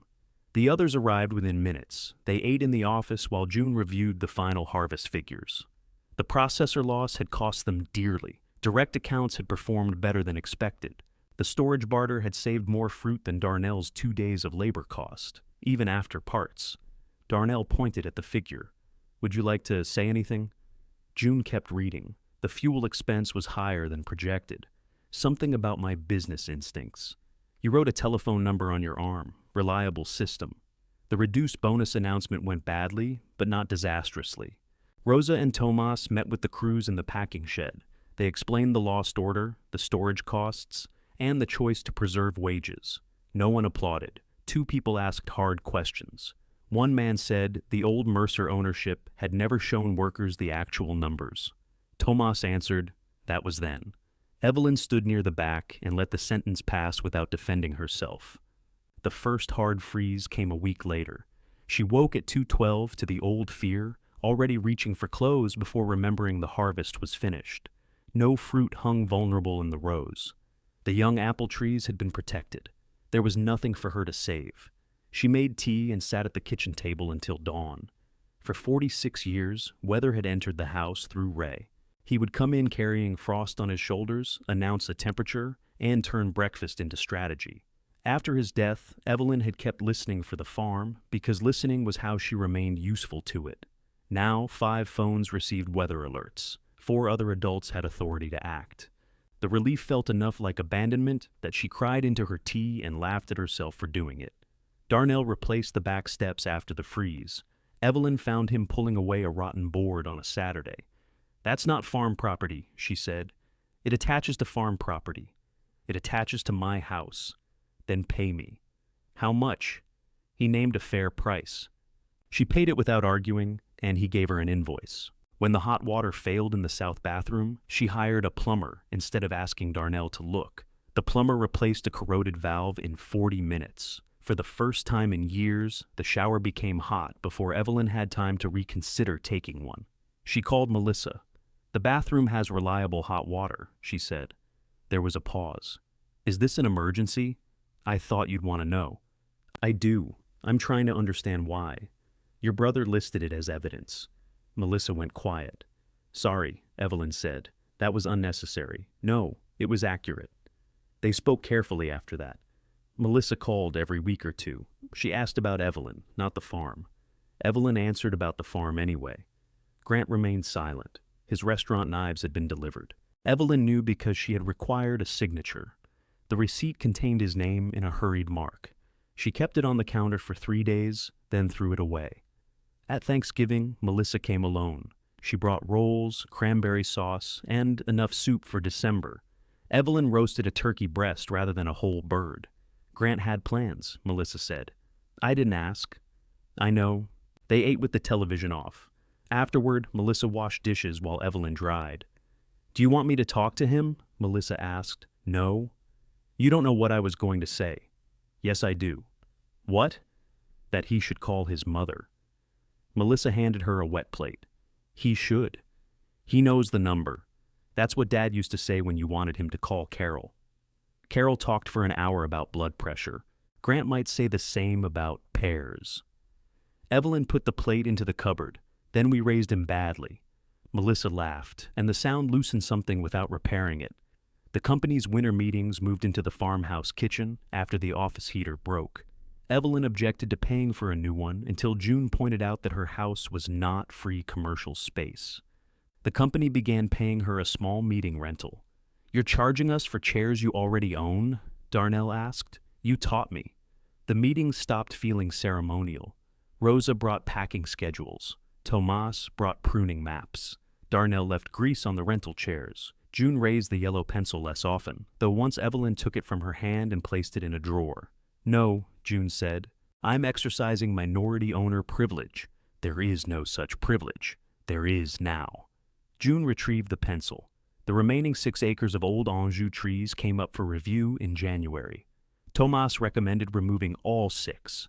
Evelyn wrote her objections in the notebook and waited. June wanted 4 acres replaced with apples and 2 left until the first new crop showed promise. Rosa wanted all 6 removed but suggested a different pear variety on half. Darnell wanted to delay removal because the road frontage irrigation relocation had already strained his schedule. No one chose Evelyn's preference, which was to keep the trees for 1 more year. The group voted to remove 4 acres and reconsider 2 after harvest. Evelyn looked at her notes. The old trees still produced enough to justify themselves if one ignored the labor required to maintain them. Ray had ignored labor whenever affection made the arithmetic inconvenient. She closed the notebook. 4 acres, she said. Darnell squinted at her. Are you unwell? I've been evaluated. Grant's first message came in February. I got the knives. Evelyn read it beside the mudroom bench, the phone held in both hands. There was no greeting and no thank you. She replied, They're yours. An hour later, he sent another. I'm not ready. Evelyn typed 3 answers, erased them, and wrote, I know. No more messages came. She did not tell Melissa. Grant's silence belonged to Grant, and Evelyn had finally learned that family pain did not improve when passed around for management. Melissa returned in March carrying no soup. That's suspicious, Evelyn said. I thought we could go out for lunch. Where? Anywhere you don't know the owner, the supplier, or the soil history. They drove into town and ate at a diner Grant used to like. Melissa ordered a salad and stole fries from Evelyn's plate. On the way home, she asked to see the new apple block. The trees looked like sticks tied to support wires. Evelyn had tried to be polite about them and failed. They're ugly, she said. They're dormant. They're optimistic sticks. They walked between the rows. Wind moved over the open ground where old trees had stood. The land felt exposed, its familiar walls removed. Near the irrigation riser, Tomas and Darnell were arguing over a valve location. Rosa stood between them, holding a plan. June sat on an empty bin with her laptop open. Melissa slowed. Do they always argue like that? Only when awake. Tomas saw them and lifted a hand. Then he returned to the argument without asking Evelyn to settle it. Melissa watched. They don't need you, she said. The words slipped out before she could soften them. Evelyn stopped walking. I didn't mean, yes, you did. I meant they're managing it. I know what you meant. Melissa looked across the rows. That was what scared me. Them managing, you not being needed here. Evelyn waited. Melissa rubbed her hands together against the cold. After Dad died, you made the farm the reason we couldn't ask anything of you. You couldn't visit because of thinning. You couldn't stay with me because of harvest. You couldn't be sad because the payroll was due. I was sad. I know. You just gave it jobs. Evelyn looked toward the others. Darnell had taken the plan from Rosa and was holding it upside down. Rosa let him continue. What did you want me to do? Evelyn asked. I don't know. Come fall apart at my house, maybe. You would have made soup. Yes, I had soup. Melissa smiled, then lost it. I started thinking of you as already gone, she said. Not dead, just unavailable. Then Grant found the offer, and I could see this version where you moved near me and I got you back before something happened. So, you planned my cottage. I planned everything, which furniture would fit, how often we'd have dinner. I even looked at the walking path and thought your knees could handle it. My knees are fine, I know. You never asked, no. The answer was quiet and complete. Evelyn walked to the end of the row. Melissa followed. You and Grant spoke about me in the past tense, Evelyn said. Yes. While I was still paying people and fixing pumps. Yes. Darnell fixes pumps. I know that now. They reached the place where the new irrigation line would turn. The four owners had moved from arguing to measuring. Tomas held one end of a tape. June marked numbers. Darnell objected to the marker. Rosa ignored all of them and moved a stake. I'm sorry, Melissa said. Evelyn watched the stake go into the ground. I believe you. Melissa waited for more. That is what I have today, Evelyn said. All right. They walked back without hugging. At the farmhouse, Melissa made coffee. She stayed through dinner and slept in her old room. In the morning, she stripped the bed without being asked and left the sheets beside the washer, not inside it, because Evelyn disliked other people choosing wash settings. It was not forgiveness, it was attention. Spring arrived unevenly. Warm days drew buds from the pear trees. Then cold nights sent everyone back to weather reports. The new pump held steady. The least southern ground was fenced. Beige storage buildings rose along the sold frontage, every bit as ugly as Evelyn had predicted. The money from that ugliness remained in the farm's reserve. At the first full planning meeting of spring, Evelyn entered the packing shed, carrying her notebook, and found the others already seated around two folding tables pushed together. No chair stood apart. No place had been kept at the head. The small loss startled her. For months she had insisted she wanted exactly this. No throne, no final permission, no owner who transformed every room by entering it. Still, she stood with her hand on the notebook while everyone continued talking. Rosa noticed first. You coming in? I don't see a chair. Darnell looked around. We have several. None are open. He removed his tool bag from one. Management seating. Evelyn set down her notebook but remained standing. Tomas watched her. He understood. That was almost worse. Rosa pulled the ordinary folding chair between her own and June's. Sit. We need your opinion on the North Pear blocks. Not approval, not a blessing. Her opinion. Evelyn sat. June slid over a yield report. Tomas unfolded a map. Darnell complained that any plan involving new irrigation had been designed personally against him. Outside the open shed doors, pruning crews moved between the rows. Their shears made small, steady cuts, removing what would not bear so the rest could grow. Evelyn studied the map. These two rows hold frost longer, she said. Ray wanted to regrade the ditch, but we never had the money. Tomas marked the spot. June asked what it would cost. Darnell said more than they thought and less than a dead block.